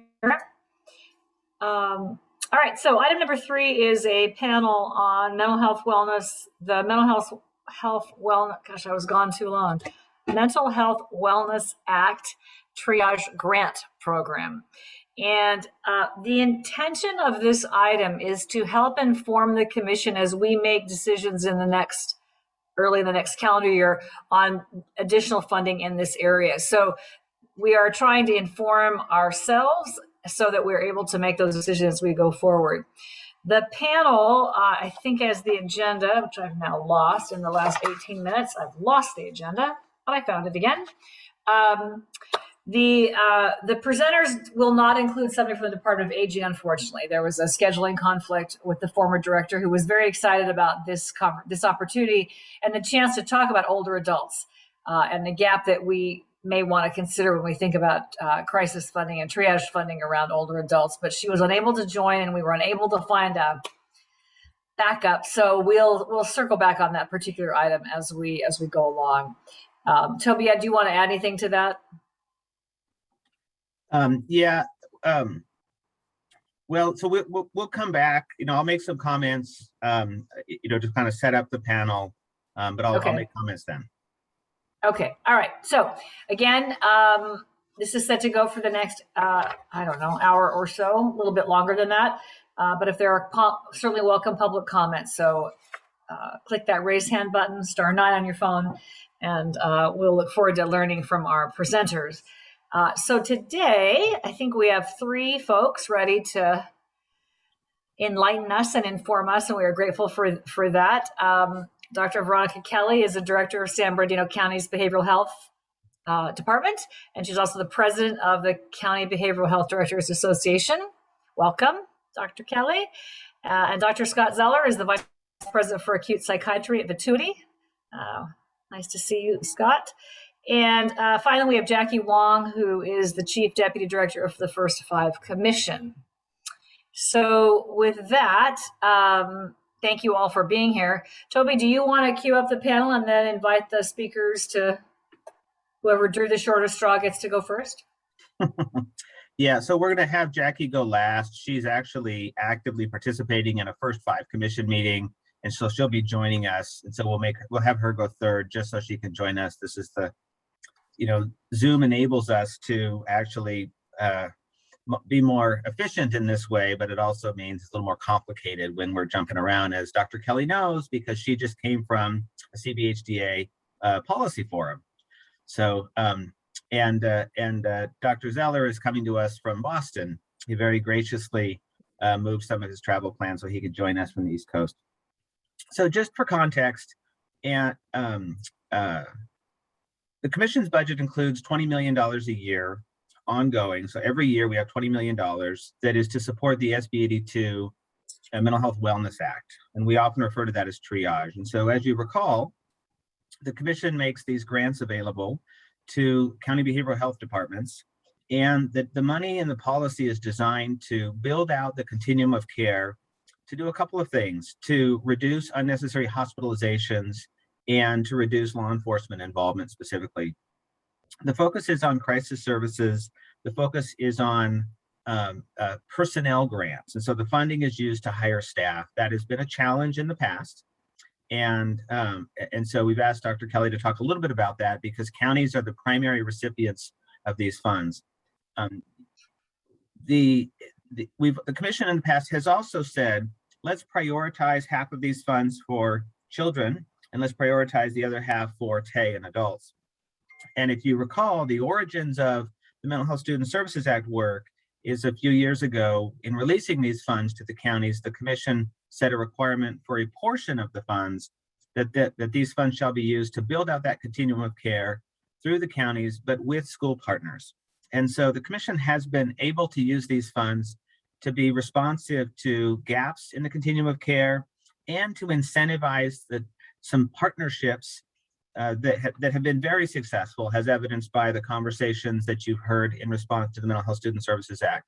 agenda item that we just covered. So we're going to put up a little graphic just to give you some context. So working with the chair, we're working to develop some imagery of the commission's portfolio. This is an early presentation of this. This is not our full portfolio. There are many, many things that we are doing that are not reflected here. The last time around that we brought to you ideas around how to use the SB82 funds, commissioners highlighted a couple of areas where we had not put our gaze in particular, and that included the needs of older adults, and that included the needs of early childhood. And so what this graph does is it's simply an expression of many of the key initiatives that we're pursuing and how they target communities across the lifespan. So our youth drop-in centers is targeting transition age youth. Our early psychosis work typically is transition age youth into early adulthood, mental health in the schools, childhood and into transition age youth. Our workplace mental health is for the working age population. Our suicide prevention really is across the lifespan. We did in the gold image here, our early triage funding targeting children and youth, our other half targeting transition age youth and adults, and then this triage school mental health set aside. We've done a number of things on criminal justice diversion, which for the most part targets adults, some transition age youth, and then of course the prevention and intervention work that is across the lifespan. Again, this does not pick up much of our work around stakeholders and advocacy and disparities and other strategies to really fortify community voice and do transparency and use data. But given that in the past, commissioners have asked us to identify opportunities explicitly to target the needs of early childhood and to target the needs of older adults, in putting this panel together, we first wanted to hear from county behavioral health directors who are the core partner. How can we make best use of these funds to support the needs of counties as we think about building out that continuum with this focus on crisis, focus on reducing unnecessary hospitalizations and law enforcement involvement. We've also invited Dr. Zeller on behalf, so we've talked to the California Hospital Association and said, who can really help us understand the challenges that we're seeing in our hospitals today and opportunities to potentially deploy these dollars in a way that could be most cost effective. And then again, Jackie Wong on behalf of First Five, really talking about opportunities in the early childhood space. And we had hoped to have someone from the Department of Aging, but because the former director had been elevated, the timing just didn't work to have her come and talk a little bit. So again, we hope this graphic is helpful, and we can put it up again if you want to talk more as we begin to deliberate. The goal today is not to decide how to spend those dollars. We'll bring that back to you. The goal today is to facilitate a conversation with these subject matter experts about the opportunity for these dollars and how the commission should be thinking about getting the biggest bang for the buck so that we can be as impactful as possible with these limited resources. Happy to answer any questions about the graphic, the array of things we're doing, or the opportunity for these funds if commissioners have questions. I'll just chime in on the graphic. I guess because I like pictures. I'm a visual learner, but I think we all know, but we can never lose sight that we are not a series of funded projects that aren't connected to each other. And so for me, I was trying, and I thank you, Steph, for trying to get some kind of visual that it's a life cycle opportunity around mental health. There are life cycle challenges and there are life cycle interventions that we can do, but our work is viewed in the collective. So I was just trying, that's what I was trying to have, like I needed a piece of paper with a picture on it. So thank you for doing the work with me, but I hope it communicates and it does show where we have gaps. And I think that's also part of our opportunity. So thank you to Steph for helping me get this into pictures for people like me who want pictures. So thanks. An excellent figure. Thanks. Any questions from commissioners before we introduce the panel? Anything else? All right. So Toby, you want me to introduce or I think we've already introduced the speakers. And who drew the first straw? Well, we'd love to have Dr. Kelly on behalf of the counties begin to kind of lay out the landscape, the need, and what the opportunity that the counties see for deploying these dollars. Thank you. Thank you for being here. Thank you, Director Ewing, and thank you, Commissioners, for the opportunity to provide you the county perspective on the triage program, or SB 82. This funding has been essential for many counties to build out our current crisis continuum and really to prepare us, unknowingly, of course, for upcoming shifts at the national and state level related to crisis response. Speaking from the largest county in the United States, San Bernardino County, we have successfully utilized the grant to add to our current continuum of services that we developed using Mental Health Services Act dollars. And we developed a program called TEST, Triage, Engagement, and Support Teams. We use the original idea of triaging in the field and engaging an individual in services to reduce the inherent trauma that they might experience if they went into an emergency room for a psych emergency or for involuntary treatment. Our staff, really relating to the initial RFA, are people with lived experience. They are diverse people with lived experience. We are a 52% Latinx county, so having Spanish speakers in our community is very important. They are trained in crisis response and how to activate people into service because they themselves have been activated at different levels in service. We are co-located, so we co-locate our TEST employees in law enforcement and in emergency departments. We have 29 locations and 42 staff who deploy with law enforcement, and they also take calls themselves alone. They are trusted members in the locations in which they are located, such as police departments, sheriff's offices, and EDs. This is a $5.9 million program. That's what it costs us a year for this program. And we draw down about $500,000 in Medi-Cal. The original grant was 2.7 per year. We're now at 5.9 because everybody wants a TEST person in their office to assist them. And we are doing things, we don't just have the TEST person. Remember, we also utilize crisis intervention training with our law enforcement. It's part of what all of our Sheriff's Academy participants engage in. They get a 40-hour course before they come out, as well as field officers.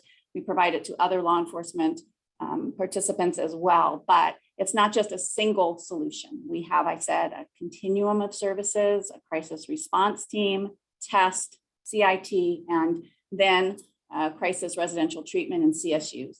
I'm saying all of that because there's no one solution. There's different levels of care that people need, and you all are very familiar with that. But the question about what trends do we see at the county level for crisis across the state, it's really important to invite us. I'm so thankful to Deputy Ewing for making the call to include us because we are the ones carrying it out. We're also the safety net. And so that's important. And each geography is different. So it's important to remember that in each community. People who are Vietnamese who are in my county in San Bernardino are very different than the folks who are in Fresno, who have a much bigger community than we have here. That's important to know. Also for LGBTQ folks, I'm in a county that does not have a center. We don't have that here. Riverside does, we don't. So the makeup of our communities are different. And I know people often scoff at, well, if you've seen one county, you've seen one county, but that's true. Modoc County is very different than Orange County, and San Bernardino County is more like Mono County than we are like San Diego County. So things to consider are for these types of grants, certainly our economy of scale, of availability of workforce need. And some of our more rural counties like Sierra County, they simply do not have the numbers of clients or people in crisis of a population, much less for county, have no contract providers to stand up the same type of crisis system that San Mateo might have. And additionally, it's important to remember that crises happen to everyone. It's not just someone who has Medi-Cal that these crises are happening to, right? So what we see in our county when we're rolling on a crisis, about 30% of the people that we're responding to are commercial insurance folks. They have commercial insurance, and their insurance, they don't even know how to access it. So we do a warm handoff. That's part of our service delivery. So important, I think, to keep those things in mind. There are very clear trends that we see are impacting our crisis services. 988, that's a huge trend, national level. Here at the state, Some counties already have, as I already touched on, robust crisis systems of care, but others don't. Some counties have very collaborative relationships with law enforcement partners. I know Sheriff Brown is aware of that. And there are other counties that just don't. And this is key, especially in our current climate with regards to equity and social injustice, because in this case, social issues really are being used to create change without a whole lot of inclusion in our current system to determine what really will work, right? So I will not, and I'm a social worker, I will not send a social worker to a crisis call in a home unless it's been vetted. I can tell you numerous stories about that where law enforcement won't allow us to go in until they've cleared a scene, until they've cleared a call. We deploy on our own, but we also deploy with law enforcement. So we are key and really important that we all work together on this. Communities also important to remember is that they're not really aware of what the public behavioral health system is until they need it, until they find themselves in it. And because we're busy doing our work. So we have to do a better job of telling our story and reminding people that what we do, who we serve, and that we're also the safety net. And of course, this all varies because we all operate slightly different, which is appropriate. So even for the most regimented systems, and I'm going to say law enforcement, our sheriff's deputies that are in Needles along the Arizona-Nevada border, they work very differently with our community than our local San Bernardino PD does. Their role might be the same, but their relationship to communities and the community's needs are very different. So that's important. It's not one size fits all, even for something like the triage grant. And while triaging in community is very effective, it's an excellent intervention. We have had so many success stories. We had a potential suicide by cop in the city of Rialto, where a man who was in distress boarded himself in his home with a gun, and the PD responded, San Bernardino PD. The SWAT team responded. They weren't sure if he had other people in the house. They were eventually able to get him to put down his weapon, but they've been trained in CIT.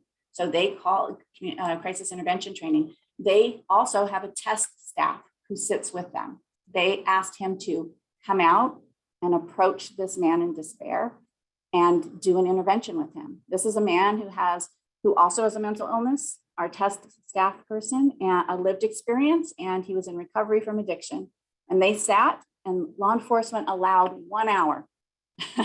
That's a long time in law enforcement terms, I think, I don't know, but they had him sit with this gentleman who was in crisis for an hour in front of his house on the porch so that they could just talk about what was happening. And after that hour, he agreed that he needed to go into the hospital. He needed that, he wanted that, and he got treatment. That is a success story. Everyone went home at the end of that day, and we really believe in that. And I'll tell you the way I found out about it is the chief tweeted it. The police chief tweeted it. So I think that really speaks to the partnership and the power of what we can use triage grant dollars for. In San Bernardino County, we're big, but we don't have a whole lot of brick and mortar resources. And that's important because no matter how effective your intervention is, there's still going to be people who would be better treated, actually treated in a hospital level of care. That's what they need, not forever, but certainly for this moment in time. We serve 60,000 unduplicated clients in our county. 90% of those have a mental health primary diagnosis. We have 2.3 million people. So if we look at national prevalence for folks who might need acute care at any particular time, that would mean I should have, for the American Hospital Association, California Hospital Association, and Hospital Association of Southern California, I should have 1 bed for every 200,000 people, 1 public psychiatric bed for every 200,000 people. I have 330. So my county needs 1,100 more beds. That's important to note too, that in half of my county, if you think about my county being like oblong, like a rectangle, the top half have no psych beds. We have no psych beds in our high desert, none. So if you were in Needles, like I was talking about before, and had a psychiatric incident and you needed to go to the hospital, we're driving you 5 hours to our closest facility that can treat you, that has the expertise to treat you. So that's a concern. And while I think we would all generally agree that an emergency department is not the best place, Dr. Zeller is on here, and an ED is not the best place for a psychiatric crisis to be treated. I would ask why. Why, if I can go there for a febrile seizure, if my kid has a seizure, why, if I'm in a car accident, why, if I have a blocked bowel, can I go to an emergency department because it's an emergency, but I can't if it's a psychotic break, if it's a psychiatric crisis. And none of those things are general medical concerns. They are emergencies and specialties, but the answer really is that emergency departments aren't set up for it. They're just not set up for the whole person. They're set up for parts of a person. And so my question too, a suggestion would be, this is for bigger folks, I know that higher pay grades than maybe all of us, but why don't we change that? Not all municipalities can stand up a psych ED. They just can't. So why don't we seek legislation that might require a psychiatric consult in ED with funding to follow a patient? I mean, why don't we even educate our medical field as a whole that the psych rotation that they had is just as important as the OB rotation that they had? Flexibility, as Director Ewing was asking specifically, flexibility is key. It would be helpful if we were allowed to use these funds to enhance our existing programs and services. So it's not supplantation.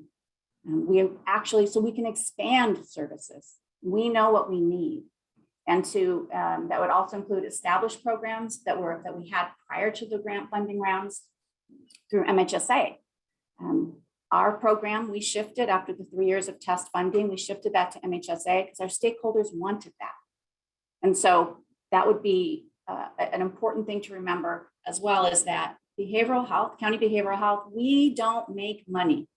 There's no room for growth and expansion. We are cost reimbursed. That means if it costs me $1 to do a service, that's what I get.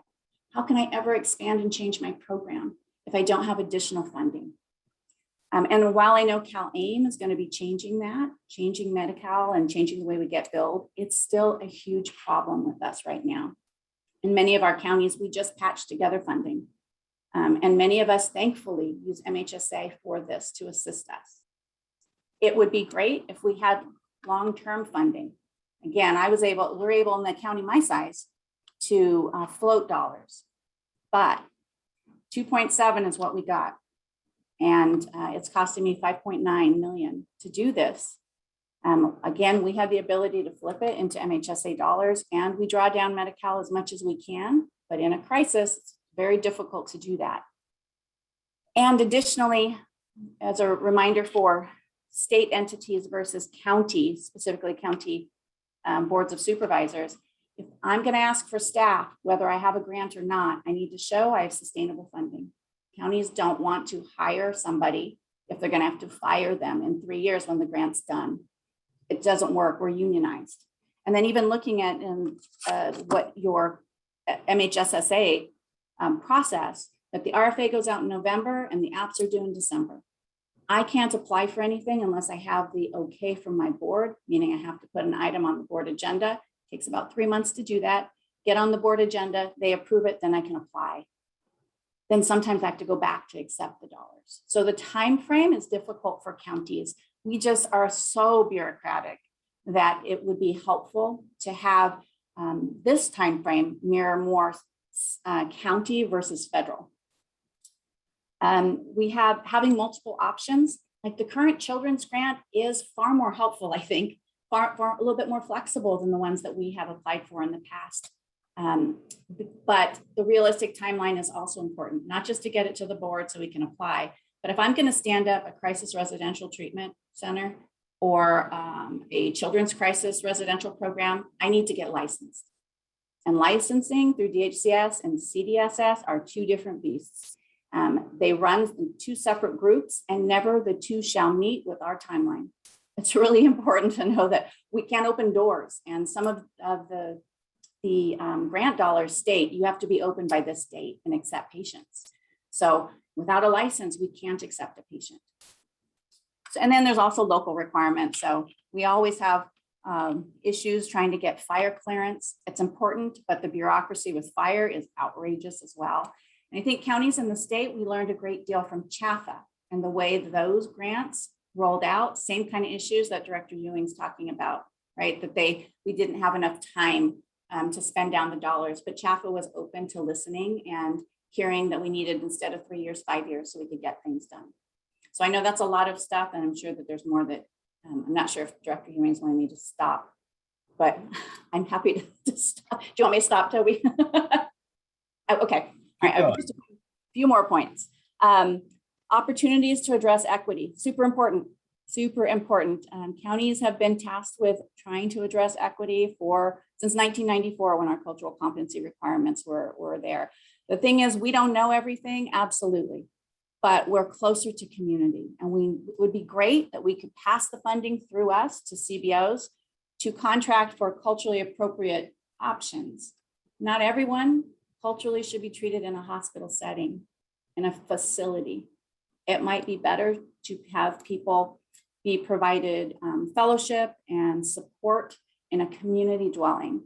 And so that would include having community defined practices as part of the way you treat folks, or you work with people. That's not what the grant requires us to do, right? It's very specific. So that's a really important thing. I think that behavioral health has come a long way as far as equitable practices, but many of our partners have not. They're not as close to this as we are. So having the funding be available so that we can train our partners in the school system and law enforcement and our court system, all of those folks on equity issues, and then provide post-certification, of course, so they can get them. That would be really important. It would be great, again, to amend the statute to allow for flexibility so we could cover the entirety of a program's operations, not just staffing, vehicles. You got to roll out in a vehicle. Technology, travel, training, supplies, basic program needs. That would be helpful. And allowing program-specific data collection and analysis, rather than you say, then the triage grant tells us we have to report these things, and these things are the indicator of success. Well, maybe we saw that there were other indicators of success. Wouldn't it be good to allow us to share that? Maybe to be a little more broad there. And to avoid what we would call bean counting, or really specific interventions that are covered by the grant, but other things are not. Intervening in a crisis and preventing the next one, that goes hand in hand. An oncologist who treats someone's current cancer continues to have follow-up visits, right, to prevent further reoccurrences. It's allowable and it's billable. That's part of the continuum of care. And I think those are very, very important things. Another thing I just want to make sure I mention is that perhaps there could be flexibility with these funds for those people who are experiencing a mental health crisis, a mental health issue, but whose current crisis is being homeless, being unhoused. Now, I know that there are a lot of funds available for homelessness. Those funds don't often include supportive services. And there's a requirement for most of those funds that if you build with these funds, you're on the hook, county, for 30 years, 20, 30, 50 years of supportive services to the inhabitants of the dwelling, which is great. However, having a grant to help us kind of stand that up would be very, very helpful. We know that a lot of the folks that we serve who are unhoused, they score very low on the VI SPDAT, which is the screening tool that's used to determine priority for people to be housed, because it requires someone who's a housing navigator to approach someone who has a mental illness, perhaps, to determine if they have that or an addiction. And so we often are at the very lower end of the priority list, which is very important to remember. And then last, I would just say, just consider that priority for grants might go to systems that partner internally with other groups. We partner, of course, with law enforcement, but with adult protective services and with children and family services. That if we're all working with the same family system and the same person, then maybe we should get priority. In the same vein, if we're working with community-based organizations that can do this better, more effectively, whether it's working with our LGBTQ population or our Black population, that we get priority for that. So just a few suggestions, and I will stop. Thank you very much again for the opportunity to share those with you.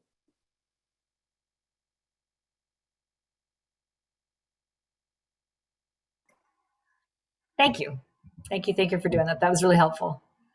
The family system idea is an interesting idea, right? That how do we help counties knit themselves together as opposed to trying to knit you without people in the, it's a both and for sure, but that's very interesting. Thanks, Dr. Kelly.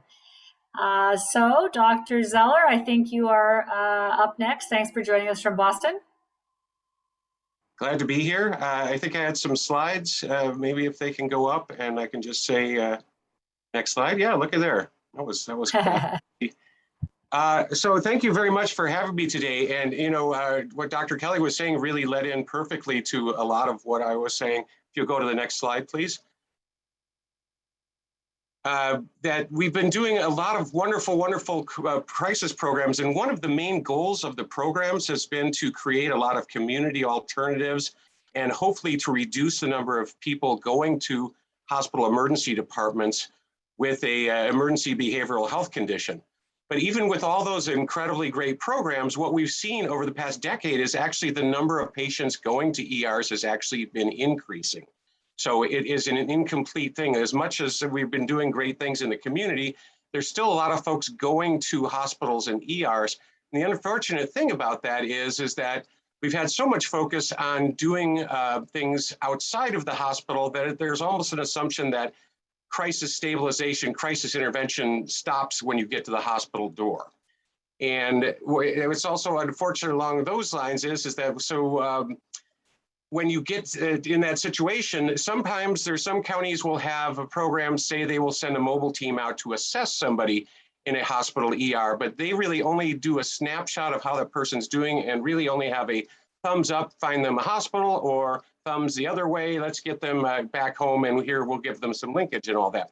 But there's no focus on treatment, which is the big missing link that can happen within a ER setting, and not the ER per se. I'll get into that in a second. I agree that the emergency departments themselves are not set up for behavioral health care. They can be claustrophobic, frightening, scary. But that doesn't mean we can't set up something better in the hospital, just as Dr. Kelly was saying. But right now, so as I mentioned, 1 in every 7 patients in hospital ERs nationwide, and all we can usually do is say, yes, we're going to hold you for inpatient, or no, you're doing okay, we're going to be able to get you out. But when we're holding people for inpatient, in some hospitals, the average length of stay is over 30 hours with somebody just waiting for a psych disposition. And this is even happening with programs that have a community psychiatric urgent care program that is literally 100 feet from the door from the emergency department. So there's just this missing link of what happens when somebody gets in the emergency department and what can we do for them there? And is there innovations and are there new things that we can do? And I think the hospitals were part of this as well. For many years, they were saying, gee, if only we could find a way for these folks not to come to the emergency department, that would be a great solution. But I think over the last few years, we've seen this really refreshing change where, kind of as Dr. Kelly was mentioning, that now the emergency departments are saying, you know what, this is 1 in every 7 patients. That's more patients than we're seeing for chest pain, for example. And these are actually our patients too. And maybe we should be trying to do something different and really provide quality, timely care. Right now, the situation is like if you came into the hospital with an asthma attack and you're short of breath and you're, please help me. Imagine if they just sat you down and said, here, sit back here in this back room. We're going to try to find you an asthma hospital. We should be able to ship you one to a day or two. And that would not make a whole lot of sense, would it? Because you should actually immediately try and intervene and treat that shortness of breath. Well, that's what they do with every other emergency medical condition, but we haven't been doing that with emergency psychiatric conditions. Next slide. And so, as I mentioned, there's lots of great community crisis programs, a lot that SB 82 have brought on, and there's been some just fabulous things going on, but there's this missing part of the spectrum. We have in the just general medical world, you can go to your doctor's office. There might be a clinic you can go to. If it's a little more urgent, maybe there's the neighborhood urgent care program that you can go to if you've got flu symptoms or a sprain or something like that. But we don't say that those programs should all replace the trauma center that you would go to if you were in a car accident or if you had chest pain or something like that.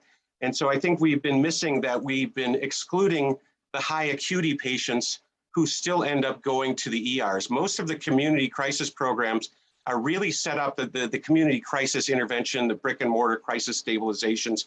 They're really set up for more mild to moderate people who would be coming in who are really looking for crisis counseling, crisis intervention, maybe respite. But I published an article a few years ago on the 15 types of different patients that unfortunately are often too acute for community programs. This would be people with acute agitation, who are aggressive, who are violent, people who are very, very acutely having symptoms of psychosis, and maybe having thoughts of wanting to harm themselves or others as a result. Anyone who's just had an overdose or a serious suicide attempt, anybody who has comorbid alcohol or drug intoxication, or if they're in withdrawal, they have any other serious medical issues, active criminal charges, even vital sign abnormalities, or if they're on an involuntary hold, that's often something that prevents people from going there. So what happens if even people are thought to go to these more mild to moderate settings, if they have these higher acuity symptoms or comorbidities, they're going to call 911, or they're going to urge those people to take them to the ER. And if they call 911, they're going to be brought to the ER. So what happens there? Instead of just having them sit there for hours or days and say, we're going to find an inpatient bed to go to, we've actually found from all of our research, if we actually initiate emergency treatment at that hospital emergency level of care and not keep trying to kick the can down the road and find other places sent to, we're going to actually find that the vast majority of patients can actually get better, and we can discharge them back to the community. We can change an emergency patient into an outpatient in less than 24 hours, just like we could do with any other medical emergency come to the ER. Next slide. Next slide, please. So in terms of, we were talking about the equity and just the ways of kind of fixing everything up in that way. One thing really nice about ERs, and the reason that when people call 911 or divert, is the ER everybody will go to, is that ERs don't ever turn anyone away. They've been at the forefront of equality for many, many years, because if you come to the door, you're going to be seen no matter who you are, whether you have money or not, no matter what your insurance is, no matter who you are. In fact, that's federal law. ERs cannot turn anyone away. So if anybody goes there with requesting help, the physicians there need to evaluate and then attempt to stabilize. Unfortunately, the historic attempt to stabilize is to find an inpatient bed.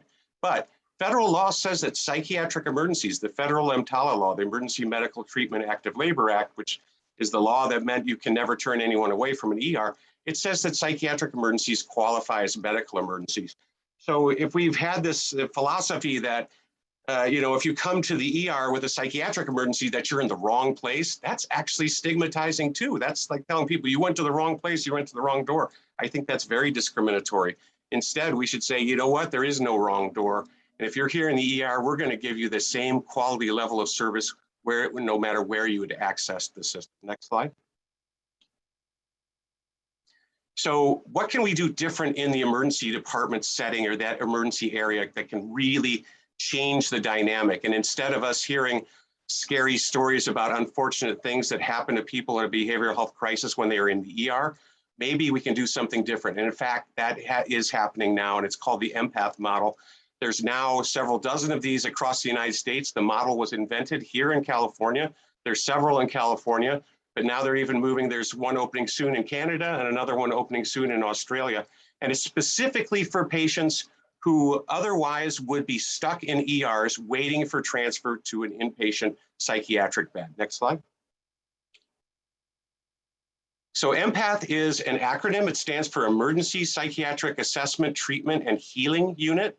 And what we've seen from these units through California and across the nation is that 75% of the people who historically would have been held for an inpatient bed were actually able to stabilize and discharge back to home or the community in less than 24 hours. So one of the goals of the grants, being let's avoid inpatient hospitalization, there's no programs that are more successful than Empath units in that regard.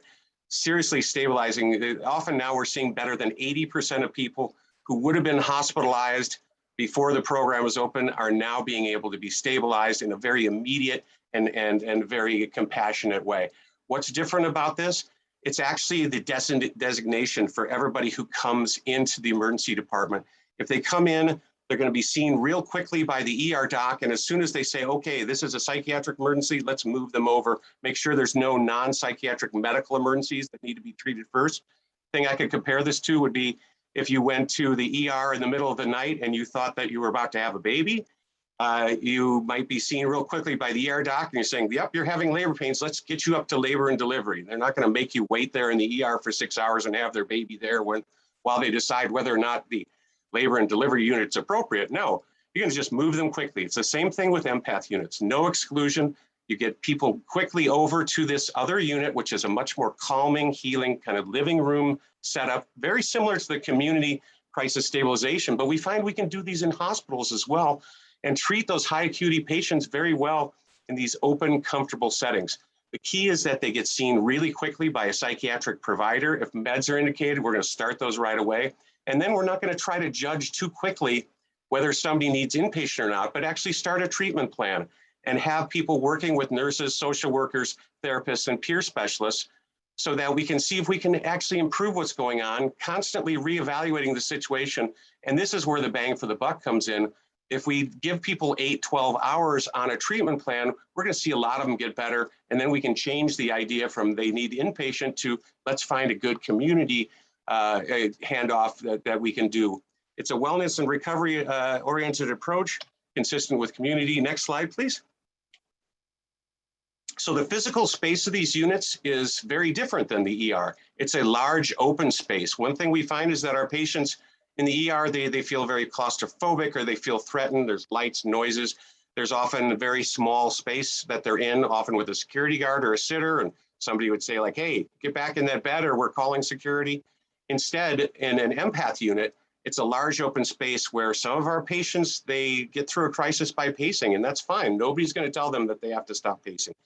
They often, feel like they're not sure how they can access something as simple as something to drink or something to eat. Here in an empath unit, they can go up and serve themselves. There's a snack station, there's a beverage station. They can go and get their own linens without having to be one down and ask any one of the staff there. It's really set up where everybody gets to choose their own recliner, and it's all in the same large space where there's about 80 square foot per patient is in this space, and usually about 40 square feet around each recliner, which permits social distancing long before we knew that terminology, because long before the pandemic, they already had everybody socially distanced. But you can sit up in the chairs and you can do one-to-one therapy. You can maybe move over to another area where there's tables and have a snack, or you can sit there and play a board game with a peer specialist or other patients, or dominoes or cards. You can watch TV, you can read a book, and there's just this really mellow, comfortable, soothing atmosphere that's there. The nursing staff are intermingled with patients rather than being behind the unfortunate bulletproof fishbowl that we often see in psychiatric facilities, where patients almost feel like they have to start screaming to get anyone's attention. And the staff are right there, they can immediately access. And rather than using things like restraints and seclusion, we have unlocked calming rooms, which often have like sensory capacity, where you can press a button to change the light color or the brightness of the light, or change the music, and you can just go there and relax and chill out rather than be held down and forcibly medicated. In fact, all coercion is really tried to be avoided in units like this. And what we find is that in the same population that if they'd been in the medical ER, 30% of them would have been in physical restraints. When they get to an empath unit, less than 1%, in fact, usually far less. You're usually talking about 1 or 2 out of every 1,000 patients goes into restraints, compared to 300 out of 1,000 in a regular ED. Next slide, please.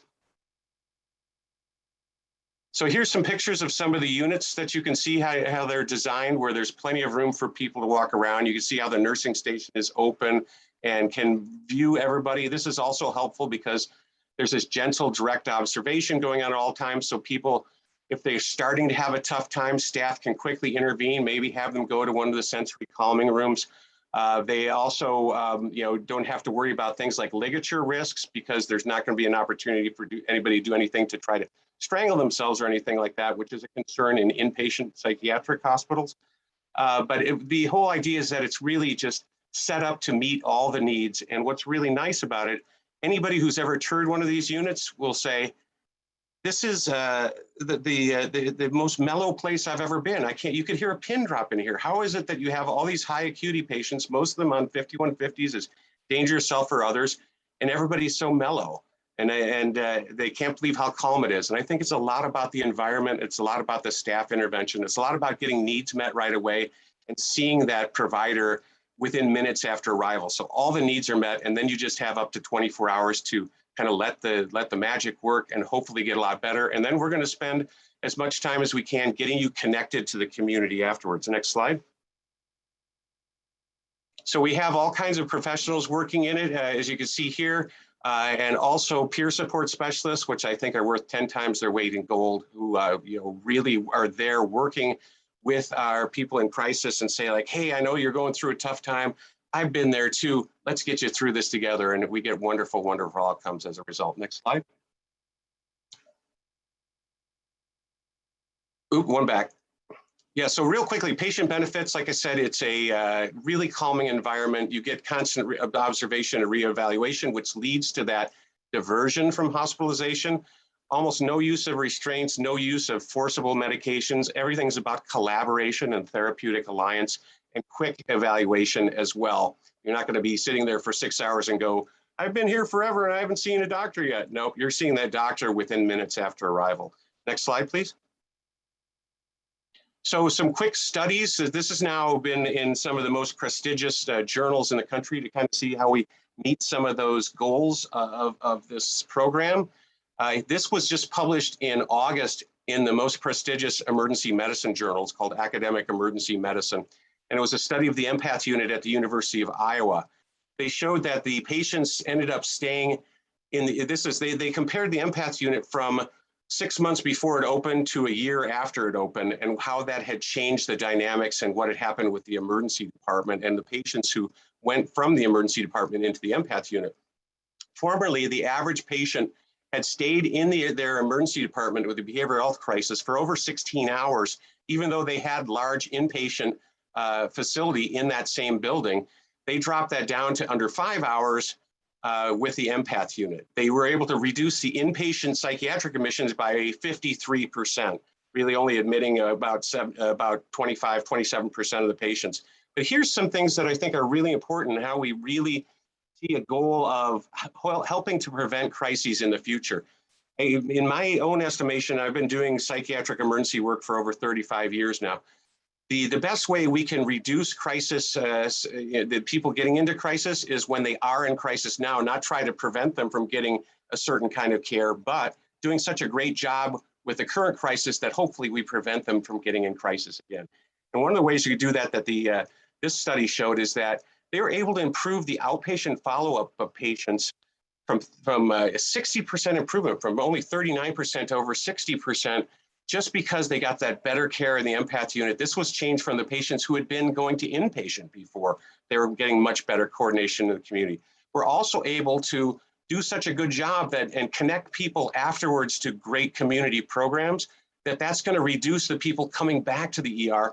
And in the program in Iowa, they dropped the number of recidivist people, the people who would return within 30 days, by 25%. Sometimes people say, maybe they're not staying long enough in the Empath unit. It's only 23 hours. Maybe, you're going to see people coming back more often. Actually, we're seeing just the opposite. Next slide. This is a new unit in Minnesota, actually run by the University of Minnesota. And the one thing that's cool about these Empath units, and it kind of goes to the idea of, could every county do this?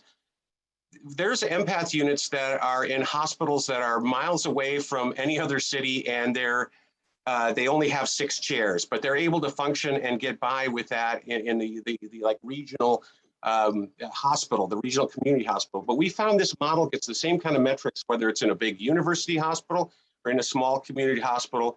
If it's a big urban center like Minneapolis or Los Angeles, or small places like Farmtown in Indiana or in middle of Montana. Here's one that just came out this past week. This was a Channel 5 ABC in Minneapolis report. about the Empath unit at the University of Minnesota Fairview, which in just 6 months had treated 1,100 people, reduced hospital admissions by 58%, and actually were only admitting 17% of the patients that they were seeing. They were able to stabilize 83% and avoid inpatient utilization, which is just tremendous work. Next slide, please. So just to compare to what we're doing in California, some of the Empath units that already exist, there's one in Los Angeles at the Providence Little Company of Mary Hospital in San Pedro. They've been open now for 4 years and have had some just tremendous outcomes. Again, you see that only 2 out of every 1,000 patients going into restraints, average length of stay is 16 hours, which we think is perfect, long enough to see if the treatment plan works, but also long enough so that we have time to get quality dispositions, warm handoffs, make sure people have housings and follow-up appointments. We're considering that anyone we discharge should have, we're not going to give them a flyer giving them information on who they should call, but we're actually going to set them up with an appointment, a warm handoff, and often that means connecting them directly into crisis residential or partial hospitalization programs or other community programs. You see that the LA program also over 80% avoiding inpatient. Next slide, please. And then here, maybe a really good example of what might be a good idea for the committee. This is a program right outside of Sacramento City in Carmichael at the Dignity Mercy San Juan Hospital. 2 years ago, they opened up an Empath unit that was a joint project between the county mental health department and the hospital itself, and set up with grant, and we're really able to create a fabulous program there, which is really, it's adjacent to the emergency department. They built a building right next to the ambulance bay so that anybody who's in the ER can be quickly moved over. It's only a 20-pace walk to get over to the Empath unit. They changed their average psych patient length of stay in that hospital prior to opening the Empath unit was 33 hours. And in the very first month they were open, they were able to drop that down to 7 hours. They've only used restraints 1 time in over 2 years. They're now getting the average length of stay somewhere between 4 and 6 hours in the ER. And that goes up because sometimes there's people who have medical problems or they've had ODs or they have things like that. But as soon as patients are medically cleared, they move right over to the Empath unit. That's just 1 hour on average. 80% of their patients also do better, go home. Patient satisfaction, we see this across the board at Empath units around the country, usually in the high 80s. People really respond well to this environment. They know it's outpatient. They're not saying, why don't I get a bed or anything like that, because they're in this big kind of group camp out for that first 16 hours or so. And if they need longer, then they're going to be transferred to an inpatient bed where they are going to have a room. But the vast majority of folks end up going home, and so they appreciate that. Also here, we see the same thing. Fewer number of people coming back to the ER than would have happened previously, that declining 30%. Last slide, please. So a real key point is these are not intended to replace anything. This is a missing link in the system.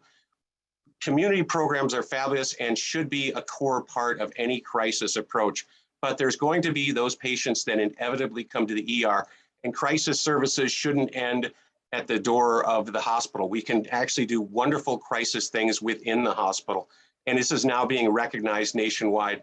The National Council for Behavioral Health, which just changed their name to the National Council for Mental Wellness, this spring created something they called this white paper called the Roadmap to Ideal Crisis Systems. And in that, they said Empath units are a key part of any crisis system region, and there should be at least one Empath unit in every regional mental health system. So our idea would be that maybe we can mirror a little bit about what Sacramento County and Mercy San Juan Hospital did, where if there's a grant program, very simply just giving some startup funds for the personnel to get an Empath program started. What we find then is as long as the counties and the state are reimbursing for Medicaid, private insurance and Medicare already reimbursed for this kind of care, a grant program that helped to get the startup going. The programs can operate themselves based on Medi-Cal, Medicare, and private reimbursement once they get up and running. Sometimes it's a little more difficult to get those startup funds and getting people staffed and trained for the few weeks to months before they're able to start seeing patients and get reimbursed. So what we've seen is hospitals are really, really excited to do this. I know of 10 different hospitals within the state who are looking at this right now, and there's probably a lot more that I don't know about. But the key is to pair them with the counties, because this needs to be a joint county and hospital program, because the majority of these patients are going to be Medi-Cal, they're going to be chronic and persistently mentally ill individuals. And so we can do things together. We ensure that the Medi-Cal patients are getting taken care of, and then the hospital can take care of the rest, and for the Medicare and the private insurance patients. So that's everything that I had to say, and you can ditch the slides. It looks like we might have a few questions. I don't know if you wait for the end of everything or who goes on, but thank you for the time. Thank you, Dr. Zeller, and for all you've done in behavioral health. I used to work at the California Hospital Association with Cherie Lowe, so I think our paths crossed somewhere in that space. Yes. Why don't we hear from Jackie Wong on 0 to 5, and then we'll bring it back to the commission for questions, and then certainly open up to the public. So Jackie, I see that you have joined us as well. Welcome from your other meeting to this meeting. So look forward to your comments on the start of our life cycle and kids 0 to 5. So welcome. Thank you so much. And I apologize for attending a little bit late. You happen to have your commission meeting on the same day that my first 5 California commission meeting is being held. And so thank you for your patience as I joined you slightly late. So good morning, commissioners. I actually very much appreciate the invitation to be part of a panel to discuss behavioral and mental health care needs of children 0 to 5. Again, my name is Jackie Tu-Hung Wong, refugee kid, and I'm the Chief Deputy Director at First 5 California. Actually, to provide a little bit of background for folks who may not be familiar with First 5 California, the First 5 California Commission, formerly the California Commission on Children and Families, was established approximately 20 years ago with the passage of the California Children and Families Act, known as Prop 10, in November of 1998. Our statutory charge is to actually focus on the needs of children 0 to 5 in 4 primarily different areas. 1, we need to ensure that children learn and are ready for school, which means a host of things when we are actually moving towards a whole child model, right? To making sure that they are in developmentally appropriate settings and that systems are responsive to the needs of children 0 to 5. 2, again, we're focused on the healthy development. 3, we want to build strong families and communities. And 4, we want to create better systems to help children and families succeed and thrive in life. I also come to you as a trained social worker who has experience as a provider for children and families very early in my career with one of your current commissioners. I think he is here today, Commissioner Barrick, and have also had the opportunity to develop OUSD's coordinated services work that is inclusive of a school-based and integrated mental health model in various settings, including developing their mental health crisis response protocols at the time. I also want to share that in addition to being a provider, I, my family, and my children are consumers of the mental health system in various settings. I value the opportunity to expand the continuum of services made available to all families. I could start with the data and the research, but I think that you all know that we have increased numbers, thank you, Dr. Zeller, an increased number of pediatric ER visits for children 0 to 5, increased hospitalization rates. And if you don't know, recently there was a declaration of a national emergency in child and adolescent mental health by the American Academy of Pediatrics, the American Academy of Child and Adolescent Psychiatry, and National Children's Hospital Association. This is a problem of now. But I won't start with all of those data and the research. And I know that you're aware of, and perhaps I provided you with some bedtime reading as background, but I actually want to start with one of the many stories of families on the front lines of this mental health crisis and issue. A few months ago, a friend of mine, a colleague, reached out to me to talk about a situation that she was struggling with what was, in my mind, a fairly serious mental health episode with her child. We'll call her Mary for the purposes of this presentation. Mary is someone I've known and who I've worked for years, and is a staunch advocate for children. I would call her a children's advocate. What struck me as interesting was Mary's hesitation to even talk to me about her child's, we'll call them Julian's mental health issues, and specifically to name it as such. She was just dismissive of Julian, who was 2 years old, saying with certainty that it likely was not a mental health issue because Julian was too young to be in crisis. As she described Julian's behavior, He had been decompensating. She described it as unusual, acting out, being aggressive, oddly anxious in various situations. And Mary Moments, actually what was the red flag, was saying she was fearful of this 2-year-old who was self-harming, right? Julian was transitioning back to his family through reunification services from child welfare, and needless to say, had some underlying mental health issues and trauma that was just unaddressed. My colleague reached out because she understood the nature of ACEs, the adverse child experiences and had been familiar with the work of Dr. Burke Harris, who is our first 5 California commissioner, but could not fathom that a child so young could have a quote unquote diagnosis or needed mental health treatment. I share this story because it is what many parents and caregivers face, a disbelief that to some degree mental health challenges do not occur in young ages, and because as connected as she was to addressing the needs of children, she was challenged because of the stigma of mental health and the complexities of actually seeking and acknowledging that a 0 to 5 mental health crisis was even occurring and an intervention was needed. I appreciate you allowing me to go a little bit off script a bit today to share Mary's story, but more wanted to highlight the struggle of many families who are trying to navigate a system that does not meet the needs of their young children. To that end, I believe that Dr. Burke Harris's roadmap to resilience helps to create a framework to better understand the behavioral healthcare needs of young children that is rooted in the science of the importance of relational health to caregivers, and more importantly, the ability to address the epigenetics of constant toxic stress that manifests itself in maladaptive behaviors that, left untreated, lead to more severe and chronic health and negative social outcomes. We acknowledge that the impact is more severe in communities of color, primarily because of the lack of access to prevention services, early intervention, and actual treatment.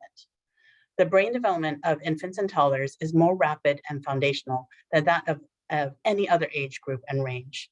Babies' earliest relationships and experiences shape the architecture of their brain, creating a foundation on which future development and learning and health unfolds. California children and families are under significant stress, both from the COVID pandemic and other underlying and systemic issues of poverty, racism, and trauma. The field of infant and early childhood mental health is focused on supporting the early relationships between very young children and their parents and other caregivers, so children can have the early experiences and foundational brain development that enable them to flourish. Caregiver stress, poor mental health, poverty, domestic violence, and substance abuse can significantly impact young children's mental health and interfere with development, with a potential cascade of long-term effects in later years. Programs at the local level are operating, and we can build on this.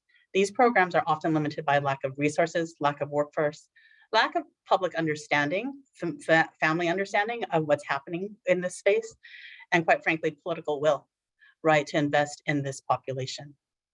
There's a recent report issued by the First 5 Association and the Children's Partnership outlining the need, and more important, providing us with a landscape analysis of the potential investments that could address the dire needs of our youngest Californians.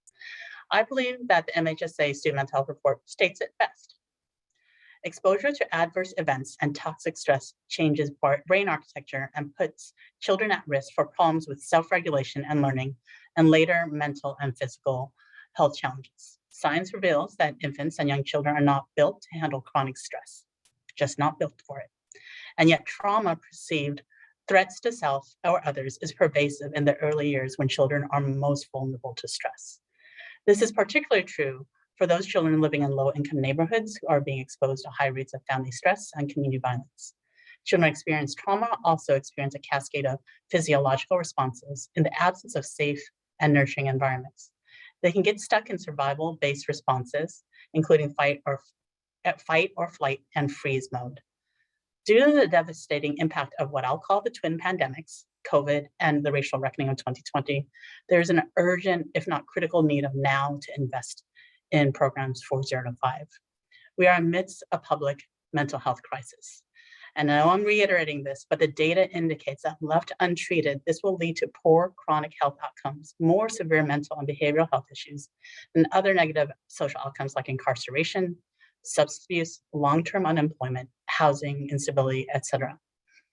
We also know that this disproportionately impacts our most marginalized communities, who are more often communities of color living in poverty. as the commission looks at this investment, I urge you to consider targeting your SB 82 triage dollars for 0 to 5 to help build the infrastructure for families like my friend Mary and her child Julian. So that is, I think that's my 10 minutes. I timed it. I'm like, okay, Toby. And I'm happy to provide you data, but I think it's more important to kind of be rooted in our why. I just came from our commission meeting where we adopted our audacious goal on North Star statement, where we want to create systems that are trauma-informed and healing-centered. And that is where we're shifting in our space, and I'm looking forward to the discussion today. Thank you, Jackie, for your work here and there, where you were this morning. So thank you so much. Toby, I think that concludes our panel. Yeah, I got you right in the beginning. So thank you all for helping us to inform this idea of a continuum of care and where we might along that life cycle make a difference as we look ahead to future triage spending. So let me open up to commissioners first. I saw a couple of hands. Commissioner Templin, I saw your hand earlier, and Commissioner Bunch, I saw your hand, and then Commissioner Danovich. So maybe in that order, Commissioner Templin, go ahead, please. And you are on mute. There you go. All right. Yeah, thank you, Chair Ashbeck, and I'm glad Commissioner Bunch, she was before me, so. Sorry. I could wait also, let her go first, please. I don't see her on my screen, so that's why I'm struggling with this. You are very kind, of course. Commissioner Bunch, take it away. Thank you, Katara. I appreciate it. Sorry. That's all right. Thank you to all the speakers. I resonate with everything that was said, particularly around the crisis mental health. I do a lot of crisis work for LA County, and everything that you were saying in terms of, you know, going to write a hold for a client that already had been waiting there for 12 hours for them to then wait another day to find an open bed. That's something that we're seeing a lot, in addition to just there really not being any beds available. So this idea, the empath model, I think is amazing. I guess my question is how we make it happen. I've been doing crisis work for LA County for over 10 years, and I didn't even know that Providence had an empath model. I had no clue until you just said it, which is unfortunate. It seems like something that we should know in crisis, as well as supervising an outpatient mental health agency where we tend to have to hospitalize a lot of our clients. So I'm just wondering what the next steps would be. How do we make something like that happen on a larger scale in a county like Los Angeles? Thanks again. Yeah, thank you. Dr. Zeller, you want to? Yeah, I'd be happy to answer that. I think that you know, it's not surprising, unfortunately, that you work in Los Angeles County and we're not well informed about this program, because they do take transfers as well from just about every other hospital ER in the region. I think there's 11 different hospitals that the Providence program will take transfers from, including the VA and Kaiser and the other regional hospitals in the area, even like UCLA. But I think it's still not well understood or well known what it is that they're doing. I think sometimes those programs transfer from just thinking they're even getting an inpatient bed, for example.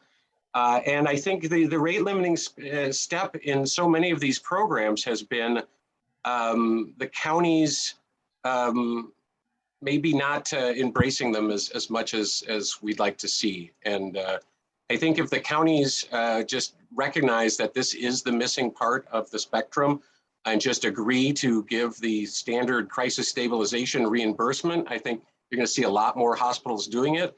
But there's been difficulty with hospitals who've been willing to actually open up a program like this and being told by the county, well, we didn't have an RFP for a hospital to do a program, so therefore we're not going to reimburse you for the care.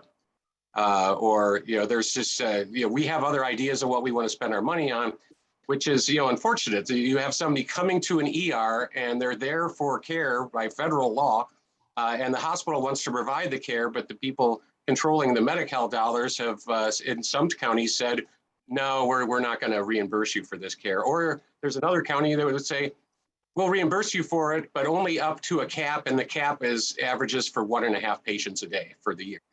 So I think getting the counties really on board, and that's why I'm hoping if there was a great grant program to help them to see the value and really realize they're going to have such advantages from this, because if they're spending $12,000 on a typical inpatient hospitalization for a Medi-Cal patient, and a stay in an empath unit is like $1,800, that means for every 4 patients we see, we're going to save them $30,000. I mean, it's such a win-win for everybody.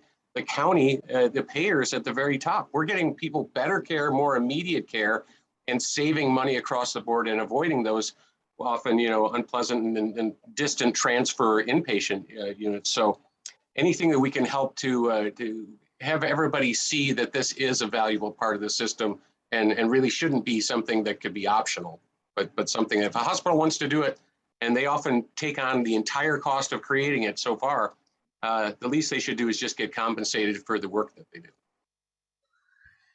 Thanks, Dr. Zeller. That might be a chance to, maybe the commission could help that conversation between hospitals and counties to try to figure that out. Because to Dr. Kelly's point, there are these real barriers in counties. And so I'm sure that's been, how do we bridge that gap? Because we all kind of want the same thing. So that's an interesting idea. Commissioner Templin, please. And then Commissioner Danovich. I already forgot where I was supposed to go next. Commissioner Templin. Okay, you're doing great. Thank you. Thank you, Chair Ashbeck. And I also want to thank our presenters, Ms. Wong and Dr. Zeller and Dr. Kelly, for your presentation. I'm excited about the empath also. I do have a few questions.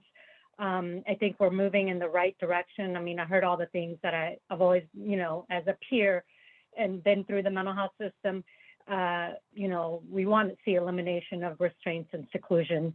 We want opportunities to make decisions, informed decisions about our medications, and definitely not have force.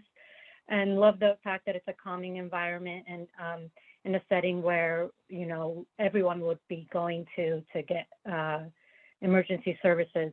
I didn't hear something that I'm hoping you can share a little bit more about empath. As usually when someone goes to an ER, they have family or friends with them too, and that's their support system. Someone is there. So I'm always concerned when, like, all of a sudden in mental health, that support system is kind of, we're separated from that. And that's an area that I'd love to see changed. Is there ideas about like what, where family and friends can be close so that those individuals can have access to them? And then another area that's across the psychiatric locked facilities kind of settings is, this removal of cell phones. Like we're moving into like technology and digital health, and everybody has their connections through either on their phone, right? We've got all these apps that are being popped up to help people in their wellness, but all of a sudden in that setting, those resources are actually taken away too. So I'm wondering if in this like great planning for empaths, if you have addressed any of those two areas and how. Thank you. Sure, if I'm allowed to go ahead and answer. Sure. Thank you. So to address the first thing with the families, and we know that families and other involved caregivers and loved ones are extremely important for recovery and wellness and for long-term stabilization and helping us with disposition. The unit itself being kind of a enclosed milieu, and it is such a calming space, and it's really for like intensive care for just a few hours. We're not going to have families going into that space itself, because in times that we tried that, we found that it got really disruptive, and maybe the family member didn't understand what was going on, or they would start some of the behaviors that led to the crisis in the first place right there in front of it, and turn this very calming environment into noisy and a lot of yelling and crying. And so how do we work with families without trying to disrupt that calming atmosphere? So most empath units have just outside the milieu a family consultation room where the staff can meet with the family members, and if it's appropriate, if the person's doing well enough, they can actually come out of the milieu and then meet together with the family and have an extended family therapy session even. And so And oftentimes we've seen that somebody does so well in one of those family meetings that a decision's made, okay, well, let's start getting your stuff together. We're going to get you home, and they can actually like leave with the family at that point, or we can work together on where a disposition is going to be and follow up. And maybe some people are going to help ensure transportation to the doctor's appointment the following day, or just getting to see the case manager and all this. So, so we don't, like I said, the family's not going to be in the main treatment space any more than we'd have them in the surgical suite, you know, but they're going to be right next door there, and there's going to be immediate access if it all can be done. The next question about the cell phones is a really good one, and one that a lot of programs kind of struggle with. I think the problem with cell phones is the recording, the photo and the video recording capacity. You know, people have a right to privacy, and there's HIPAA. And what we don't want is somebody in there doing a video recording of look around the room and look at all these people who are here, and I'm going to put this on TikTok now, and here we are in the psych facility. And so how can we make sure that people still have their ability to communicate while limiting some of that internet you know, direct access via video recording or photographs? So in all the empath units that I know of, that we'll do is, as somebody's going through the intake process, if they want to get phone numbers out of their cell phone, they'll be given an opportunity to, you know, because nobody remembers phone numbers anymore, right? So they'll be given an opportunity to get some of those up and write them down. If they've forgotten to do that and they need to access the cell phone later outside the unit or in the supervision of one of the staff, they can do that, get the connection numbers. And then they're going to have kind of those mobile walk-around phones, like many of us have connected to landlines in our home. So it's not you know, a cell phone per se, but they can still use it to telephone anybody and get connected with whoever they need to. And as long as they're not disruptive, you know, they can spend as much time on the telephone as possible. One of the things we found in trying to create the more calming environment was that historically, psych units might have 1 or 2 telephones that are bolted to a wall, and there would be a line to use them, and people would get in arguments because they thought somebody was talking too long or they hadn't had their turn yet. And so instead we found that it's very easy just to have a number of walk-around phones that anybody who wants to can check out from the nursing station, and then use that to do all the communication. And then as soon as, you know, it's just a few hours that they're going to be there. As I said, if they're going to be discharged, then they can get reconnected with all their belongings, including their cell phones. But this helps protect privacy, and so people don't get the wrong idea about it. But they still communicate. Some of the units also have a internet access, like a desktop, where the patients can go and actually use that. There's no camera again on that, and there's a strict restrictions on what kind of websites they can go to. They're really encouraged to go to ones where they can learn more about mental health or recovery options. But they can also, you know, access email and things like that. So that's another way that people can be connected without some of those things that we prefer to not have to get into arguments with people about. I hope that answers your questions. Thank you, Dr. Zeller. Let's do Commissioner Danovich and then Commissioner Brown, and then Dr. Kelly, I know you have a question. I'm mindful of time. We have 9 public comments, so that's 27 minutes all by itself. But I still want to hear, of course, we want to hear from all of this public and our staff. So Commissioner Danovich. Thank you. I have a lot to say, but I'll rein it in the interest of time and just thank all the 3 panelists for the incredibly compelling presentations. You know, the empath and ED one is particularly close to home because as I look out my window, I can see our ED where I have patients boarding, you know, right now. I think that I have some questions about where the empath model fits into the landscape of urgent cares and psych EDs, and how to leverage it to raise the level across the board. Scott, perhaps we can talk about that offline. I just would want to make a comment to my fellow commissioners that I think that the failure of private hospitals and county to establish contracts to make models like this available is something that is very deserving of our attention. because there's a huge opportunity to unlock value for patients and for health systems and for payers across the board. And I think this is a great model program to do that around. There's some others also on the back end of inpatient, psychiatric hospitalizations and many other parts of the system. But this is a very, very focused problem that I think everybody wants to address, and yet on the ground, the way the table is set disincentivizes anybody for actually, implementing the solution. So perhaps this is a place that we can help bring the private and the public together and facilitate some advancement. Thank you, Commissioner Danovich. And we'd love to hear all that you had to say. So we'll save that for a future conversation. Commissioner Brown. Thank you, Chair Ashbeck. And I too will keep my comments brief and could go on a lot longer. But first of all, I want to thank the panel for excellent presentations in all areas. I especially appreciate Dr. Kelly's presentation, which very eloquently talked about how successful a partnership between law enforcement and behavioral wellness or behavioral health professionals can be. As you've heard many times, I've talked about with quite a bit of pride about our program that is very similar in what it does in our community. And, all of us in county struggle with the same problems, but we have different approaches to it. And depending on the scope and depending on the complexity and the resources that are in the county, there is no one size fits all. And in many instances, partnerships with law enforcement are proving to be very, very effective. And I appreciate you bringing that to the table. Sometimes I feel like the voice in the wilderness in that, but today it was nice to have you here and talking about that. I also wanted to say to Dr. Zeller, I'm very intrigued with the Empath Model, and I particularly like the acronym and the last word that focuses on healing.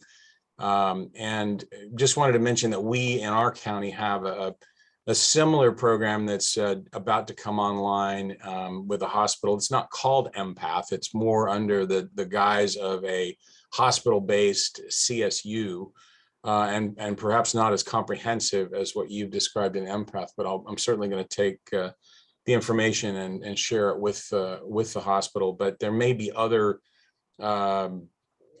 programs that are similar that could be sort of massaged into and expanded perhaps into the Empath model, where the people that are in the emergency room and ultimately maybe go into the Empath unit could really be more effectively treated and dealt with, rather than just put in a holding pattern, as has been the practice for so long in so many of our counties. So thank all of you for great presentations today. Much appreciated. Thank you, Commissioner Brown. Dr. Kelly, question?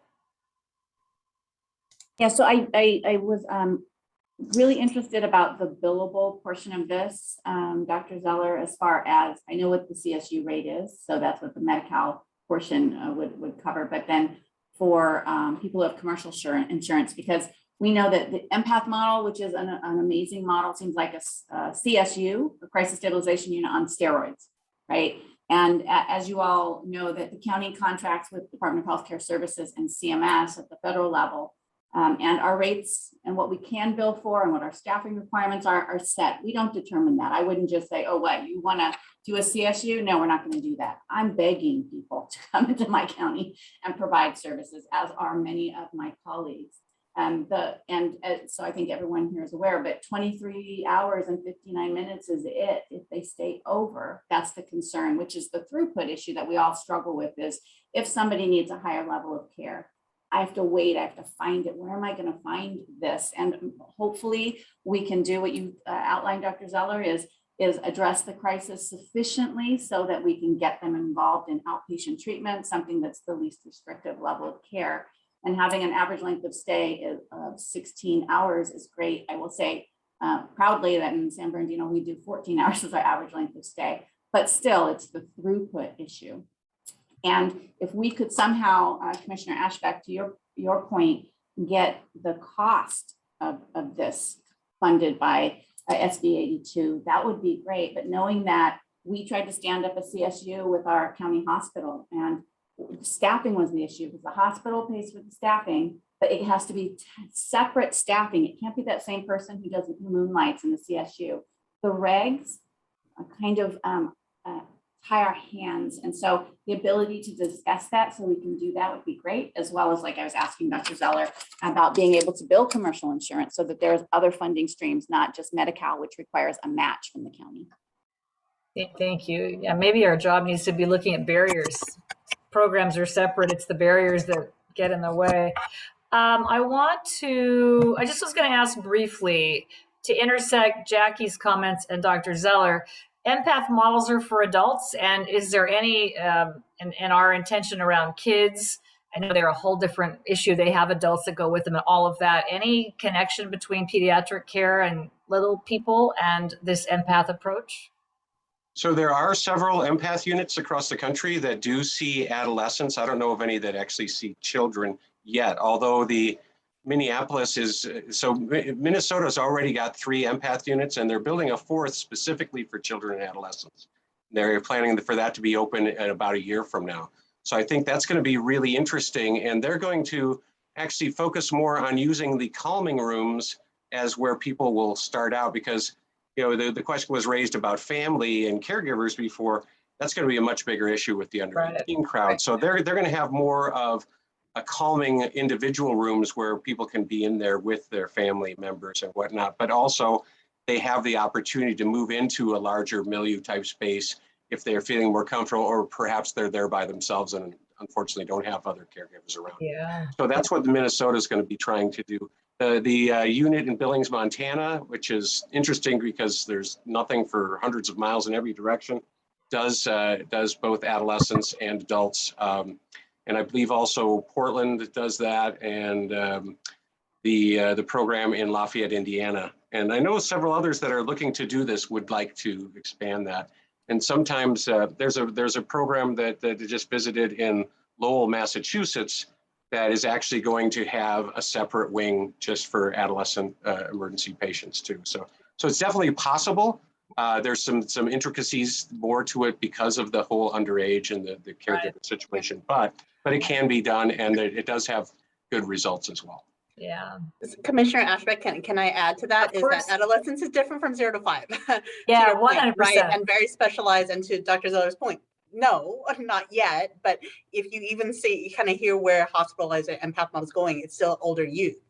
And so that's why we're here before you. Like, mental health crisis does happen in the 0-5, and we need to invest in this and what that could look like, because the treatment modality is completely different for adolescents who are much more kind of individualistic than where caregivers and parents are such a necessary part of that treatment intervention. Yeah. Right. And so, and again, I have admitted to people, it's like I work with Ken and others in school-based and adolescents, but it's the 0-5. We always thought it was developmental, but the truth is the crisis of this pandemic has shown us that we should have been focusing all along on 0-5, right? The continuum of the life cycle, if you will, Chair Ashbeck. Definitely. So I was kind of curious about that continuum of care, your 2-year-old story of your 2-year-old, of your friend's the story of the 2-year-old. Mary's 2-year-old, yes, Julian, yeah. So anyway, it's just interesting. All right, so there's a lot of interest, and thank you all. And that was the point of this panel, was to generate the discussion about what it might look like as we go forward. So the good news is we're super interested. The bad news is we're going to run over 12:30, darn it. But I want to hear the 10 public comments. So those that have their hand raised, please comment. If you can comment in less than 3 minutes, that would be lovely, but it is certainly your time. And for those that need to hop off at 12:30, so sorry that I didn't quite get the 12:30 mark, but thank you to all of our speakers for providing this great discussion for sure. So Amarani, let's start with our public comment, please. Okay. Really quickly, Chair, there were 2 other commissioners with their hands up. Did you still want to hear from them? Or I did. I don't see them. That's why if I can't see them, I don't know that. So yeah, who is that? We have Commissioner Barrick and Commissioner Gordon with their hands up. Well, I don't know. I have to think about it. No, I'm just kidding. Just kidding. Kat, I'm sorry. I can't see your hands, friends. So Commissioner Barrick first, and then Commissioner Gordon. Thank you. Well, just a couple of things really quickly. First, I really want to emphasize what Dr. Kelly said about integrated systems and the way in which her county views that. And to Jackie's comment, the fact that parents don't know, even experienced parents, seamlessly how to get access to their kids' help, particularly very young kids. What we haven't talked a lot about here is the interaction between mobile crisis response and these alternatives to hospitals. And when you think about integrated systems, there should be the ability to provide mobile crisis response as a first line. And then if you need to move to something like a CSU or a wellness inpatient, more of a 23-hour option, to have that available. But what's most important is that community members, family members know in a seamless way, when someone is in crisis, here's who I call. And what one thing that I think we have rarely heard, emergency rooms save a lot of people's lives, but you don't hear, I went to my general emergency room with a psych emergency and had a transformative experience. That's just not happening. And so if we can link our efforts in mobile response with these alternatives in ways that the community is aware seamlessly of the availability, we can have a whole lot more impact. So I've really appreciated this panel, and I think that as the commission goes forward, if we can really make this a priority to scale this in a way that it's not the exception, but it's the rule about how we think about intervention. Thank you, Commissioner Barrick. Commissioner Gordon, sorry again. Yeah, and very briefly, I just wanted to underscore what both Jackie and Commissioner Barrick have just said, that I really think we need to be about investing in both of these priorities, because I think the 0 to 5 space has been underserved for so long, and really in a way it doubles the value of our investment, in the sense that we not only invest in solving crises for the young people at that point, but we also invest in helping educate the family on how to avoid crises like that in the future, and hopefully then avoid more of the adult issues that we're dealing with down the road. So I would encourage investing in both. Yeah, definitely agree. All right. I'm so Please. sorry, my hand was up. I guess it wasn't seen by the other side, but can I just throw in a last comment? Of course. And it's to Dr. Zeller, and it kind of is with Ken's comment, because we are talking about families here, and being that parent of a child who has had many, many crises and have been there to help speak on his behalf, and loving the idea of these empathic facilities. I guess I'm just really concerned about that individual who is experiencing a crisis, who does not have a family member or someone there to speak for them. And so I'm just curious, Dr. Zeller, if there, and you don't have to answer it, but if there's just any conversation about, having mentors or people on the ground to do some prevention work to help with individuals before they even get into a situation where they have to come into one of the empathic centers. I think that if we can consider, a lot of folks just have no one there. And so how do you prevent someone from coming in? Is there any talk of having teams on the ground to help ameliorate some of these situations before they even get into the center? I think that would be some work well done. And then once someone does come in, are they all discharged to some type of community-based program? And so all of that really is to Dr. Zeller. It's just, again, it's just a thought from someone who has had multiple hospitalizations. Well, real quick to answer your question, it's empath units are specifically set up for those patients that otherwise would be stuck in an ER.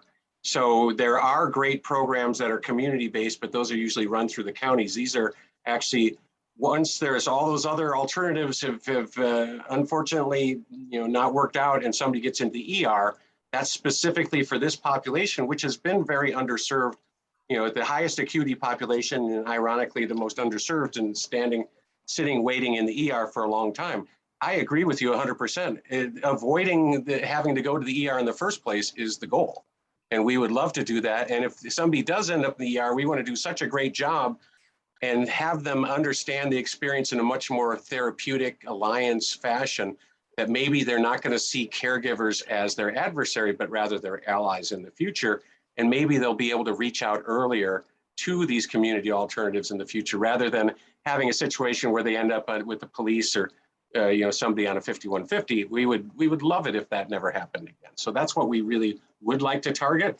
But this specific program is kind of circumscribed, and it's just part of a spectrum of programs. And so hopefully the ideas that you have are another part of the spectrum that counties and other agencies could become more involved in. The other part about the family members, I think collateral history, which is getting as much information about family, caregivers, loved ones, providers as possible, is a key part of an Empath Day.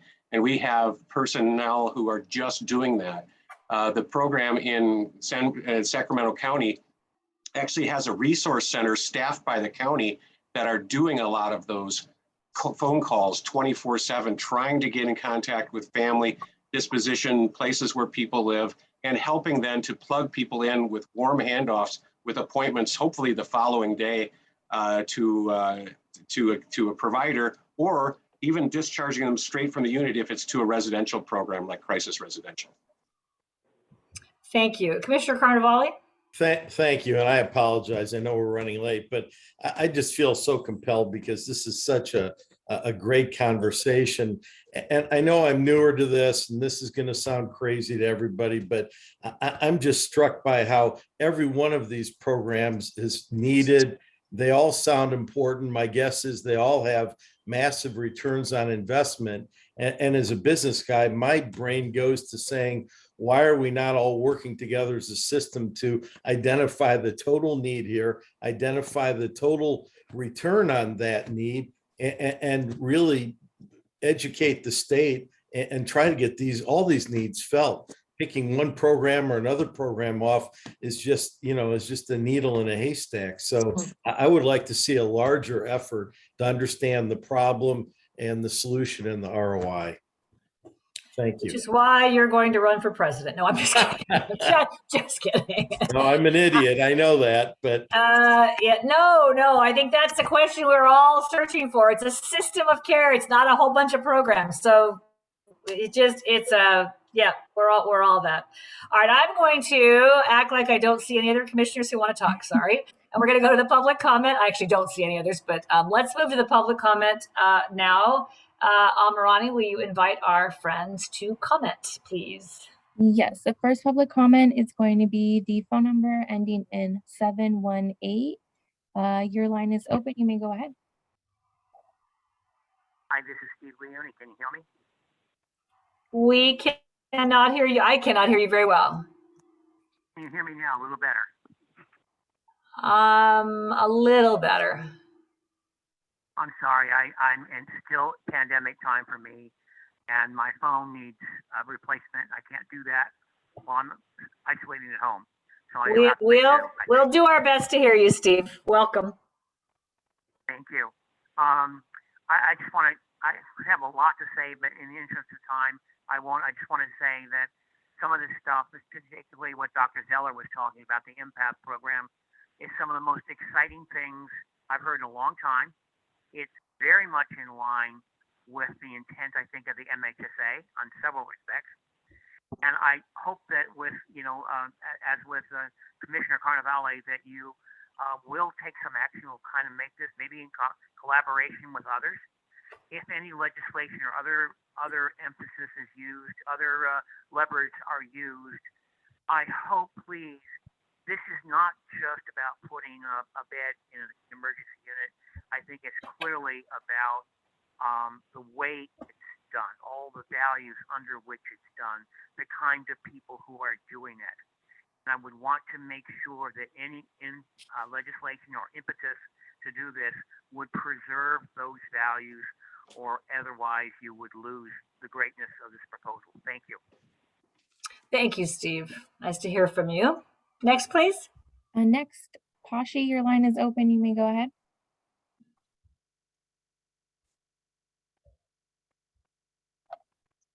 I'm sorry, having technical difficulties with my mouse, of course.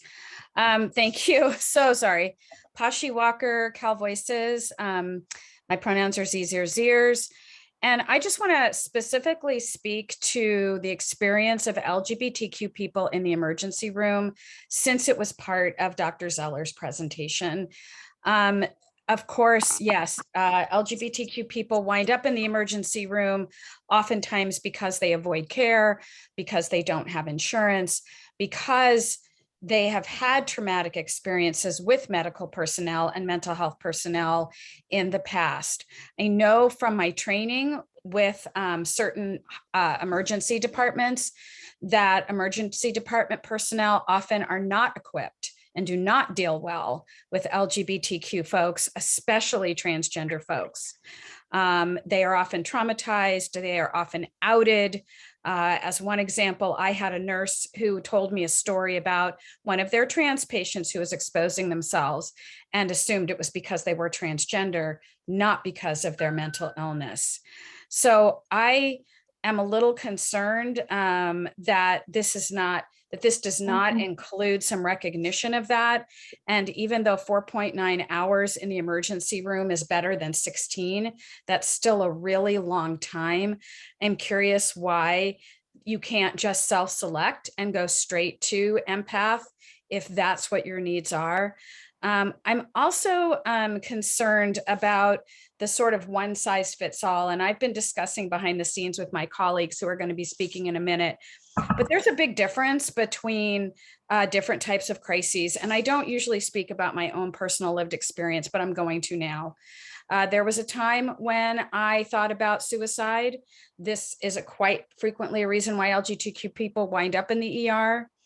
And I was offered the emergency room and I didn't go because I knew what I might face in the ER. If I knew that by going to the ER, I was going to be put in a place where my wife couldn't be with me, where my phone couldn't be with me. I don't care that you give me a peer support specialist in that particular case.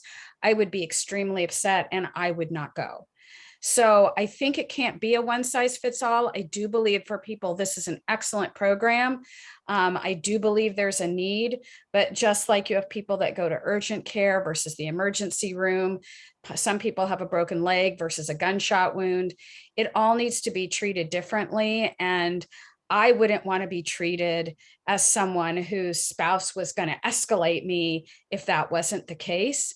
And it feels just like that. So anyway, thank you very much. I know we don't have a lot of time and I look forward to more opportunities to speak on this. Thank you. Thanks, Pashi. Rakaya, your line is open. You may go ahead. Hi, thank you so much. My name is Rakaya Ahmed. I'm representing California Pan-Ethnic Health Network, or CPEN. I'll try to keep this brief, but CPEN just wanted to emphasize that, without adequate behavioral health prevention, early intervention, and community-based care, Black, Indigenous, and people of color often live without acknowledgement of or even treatment of their mental health needs. And so when they do require urgent care due to some crisis situation, these individuals are often harmed by law enforcement that responds to the situation. And so because of this, we believe that an entirely alternative system of behavioral health urgent response needs to be created. And so we urge the MHS-OAC to stipulate that the third round of triage funding will not support programs with law enforcement involvement. And we're not saying that current response models that involve law enforcement need to end, but with this new round of funding, we should invest in other community alternatives, because if we don't do it now, we're not going to move forward from where we're at. Additionally, we want to emphasize that from the first point of contact, people should be able to receive services in their primary language. So when thinking about the workforce for this response system, it should be required for the workforce to represent the racial and linguistic diversity of the communities that they serve.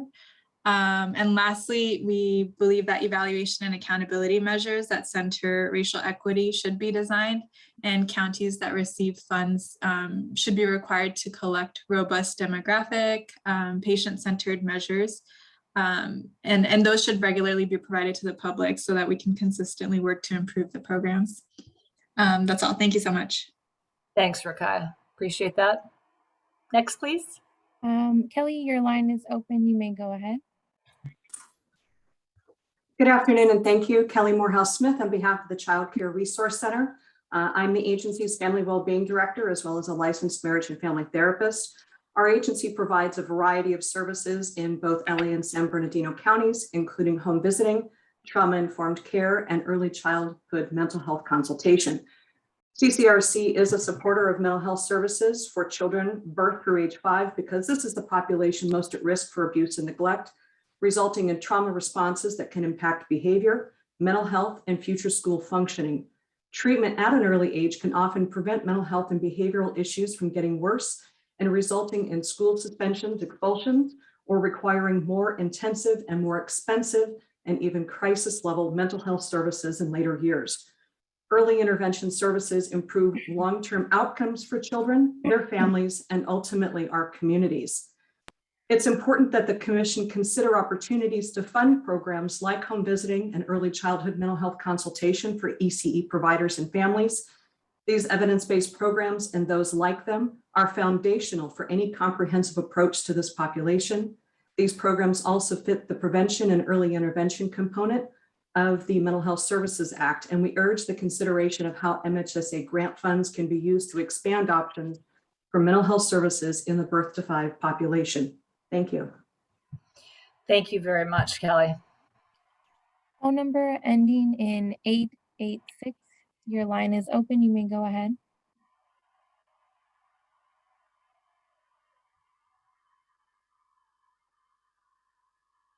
Phone number ending in 886.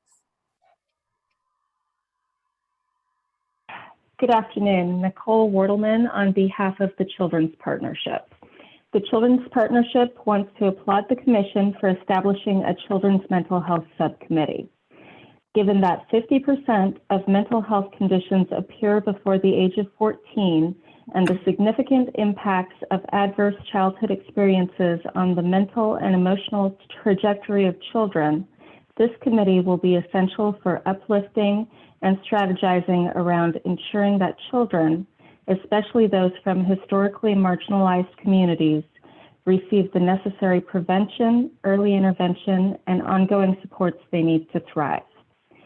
We'd also like to uplift and echo Jackie Wong's comments regarding the opportunities to be more explicit across state investments in mental health and how they impact very young children. The rapid brain development and the impacts of trauma and toxic stress on the socio-emotional development of young children absolutely sets the stage for future mental health outcomes as children grow into teens and adults. We look forward to working with the Commission to ensure very young children ages 0 to 5 are an explicit priority for the state and for the Commission. Thank you very much. Thanks, Nicole. Stacy, your line is open. You may go ahead.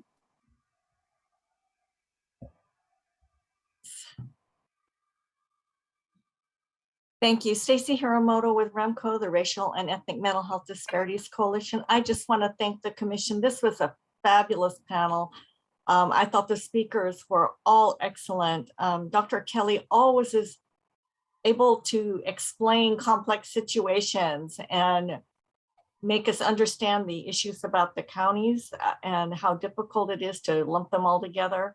And Dr. Zeller, I'm embarrassed to say I didn't even hear about the empath units before today. I may have, but I've forgotten about them. And Jackie Wong was extremely helpful in getting us to learn about how important 0 to 5 is. I just really want to thank the Commission.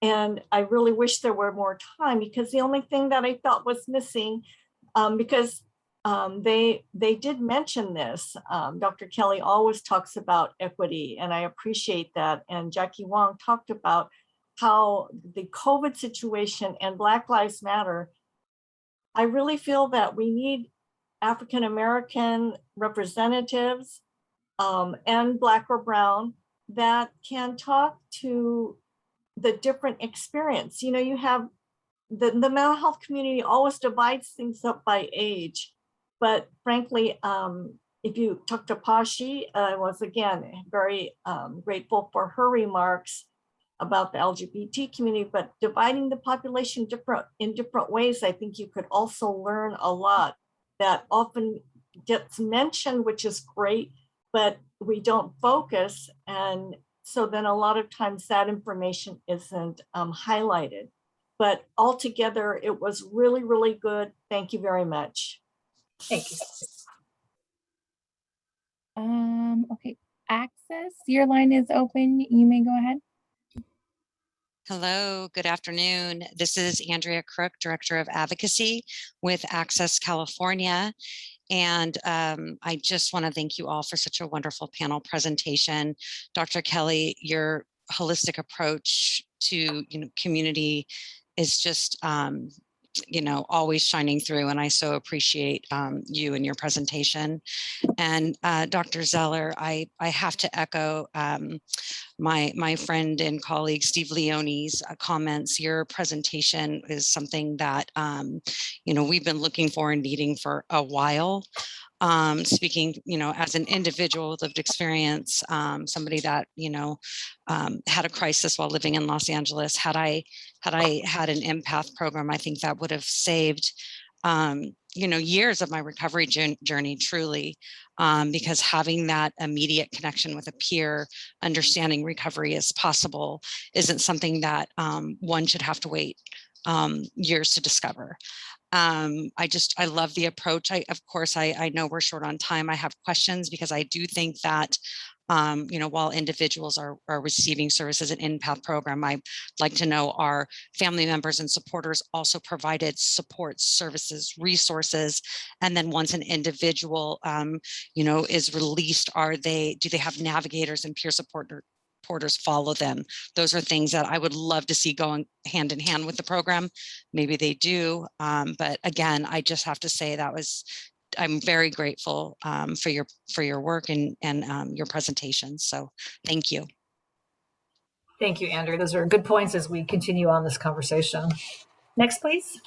Sarah, your line is open. You may go ahead. Hello, Commissioners. Nice to see you. My name is Sarah Crow. I'm the Managing Director of the First Five Center for Children's Policy at the First Five Association. Thank you for the opportunity to provide a few comments today. I'm here to echo the comments of a few of my colleagues that you've heard from and applaud the Commission for establishing the Children's Mental Health Subcommittee. The needs of infants and toddlers and their families are often overlooked in broader conversations about mental health. During the first 3 years of life, a child's brain develops more rapidly than at any other point in their life.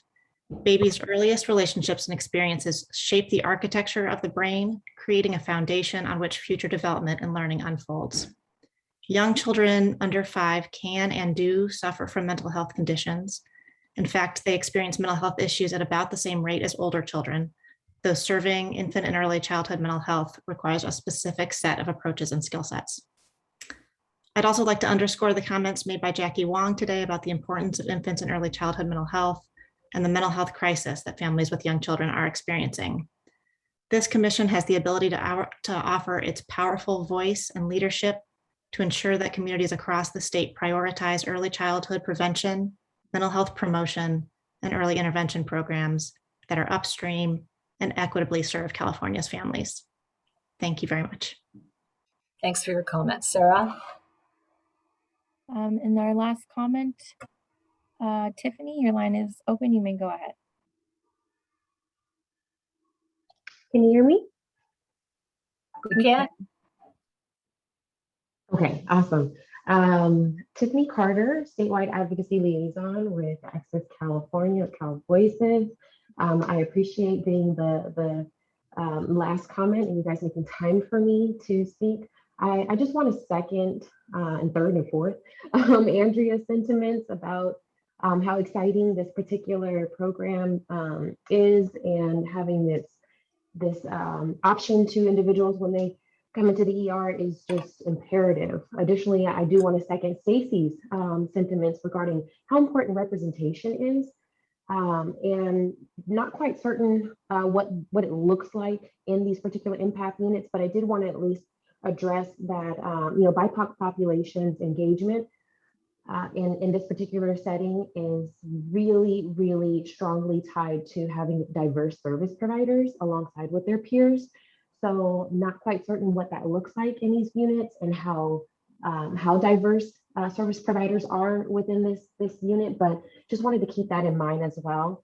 And it kind of breaks my heart to hear so many people on the call say that they were not aware of it, as myself. And so I'm really looking forward to seeing the enhancement of the advertisement of this particular resource as it expands, because it's going to be imperative that the general public knows about it, not just CBOs and individuals that are within the field.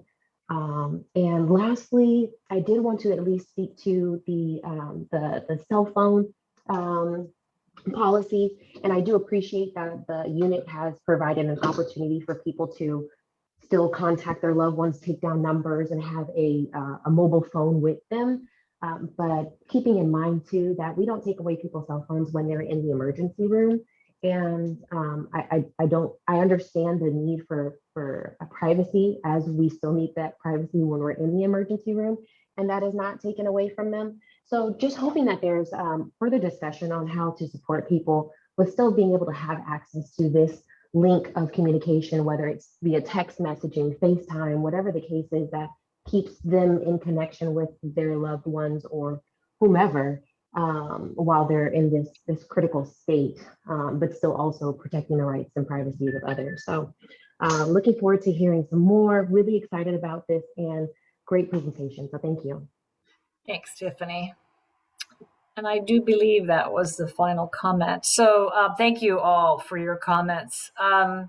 So from here, and Toby helped me out, but the point of this, which it successfully achieved, was to help inform us as we think about triage moving forward. We'll work to get the Department of Aging at least perspective in the mix as we formulate that, but there will be time for more discussion as we move forward on this. And we heard some really important things today from all of you as we imagine what that might be like, issues around family systems and barriers to the making this a reality. I think we heard from Universal, but from all of our speakers and other comments. So thank you for this dialogue. It was really informative. Tommy, any last comment from you on the panel, or where we go from here? I just want to thank everyone for participating. So, and I want to just reference Dr. Kelly's comment about the amount of time it takes to participate in a grant opportunity, including getting in front of the County Board of Supervisors, for example. As I mentioned earlier, the Commission has funding in its budget that we need to encumber before the end of the fiscal year, which is in June. And so as we look backwards from that, of how much time do we build into that process to make sure that we can deploy these dollars effectively, our goal is to bring you a proposal as early as November. We may not be able to pull that off, but to Dr. Kelly's point, the more time we can give our local partners to work through that application process, the better. And so, we've been listening and engaging, and we'll work with you as the chair to put together a proposal for the Commission's consideration at the next meeting, and with the idea of being able to release these funds in a way that is supportive of the priorities that the Commission has discussed today. And so there will be an opportunity at that next meeting to have that further dialogue. And if we need more time, we're going to have to squeeze that calendar a bit. It really is a question of how much time it takes us to put that together, distracts from the amount of time that counties have to do the hard work of actually putting together a proposal and getting it through their process. So more to come, but we really appreciate all of the speakers really laying out these opportunities, these challenges, and we really wanted you to have some understanding of the context of the funding, the limitations as well as the strengths. And the other piece here is that, as Dr. Kelly mentioned, this might be an opportunity for us to work with the legislature to modify SB 82 to provide some additional flexibility. Unfortunately, we can't do that before these dollars are released, but that's something that we could do in the near future. Thank you, Toby. So again, thanks to all. I think this concludes our October meeting. We will gather again in November, which is currently the last full commission meeting in the calendar year. There's committee meetings in December, so we can, if we need to adjust that, we will as time allows. But thank you to all for your comments, for your education, for helping us be better at this. And we are grateful to each of you for what you do. So everyone stay well, and thank you for your participation today, and we will see you soon. And thanks to our panelists. Thanks, everybody. Take care. Bye-bye. Bye-bye.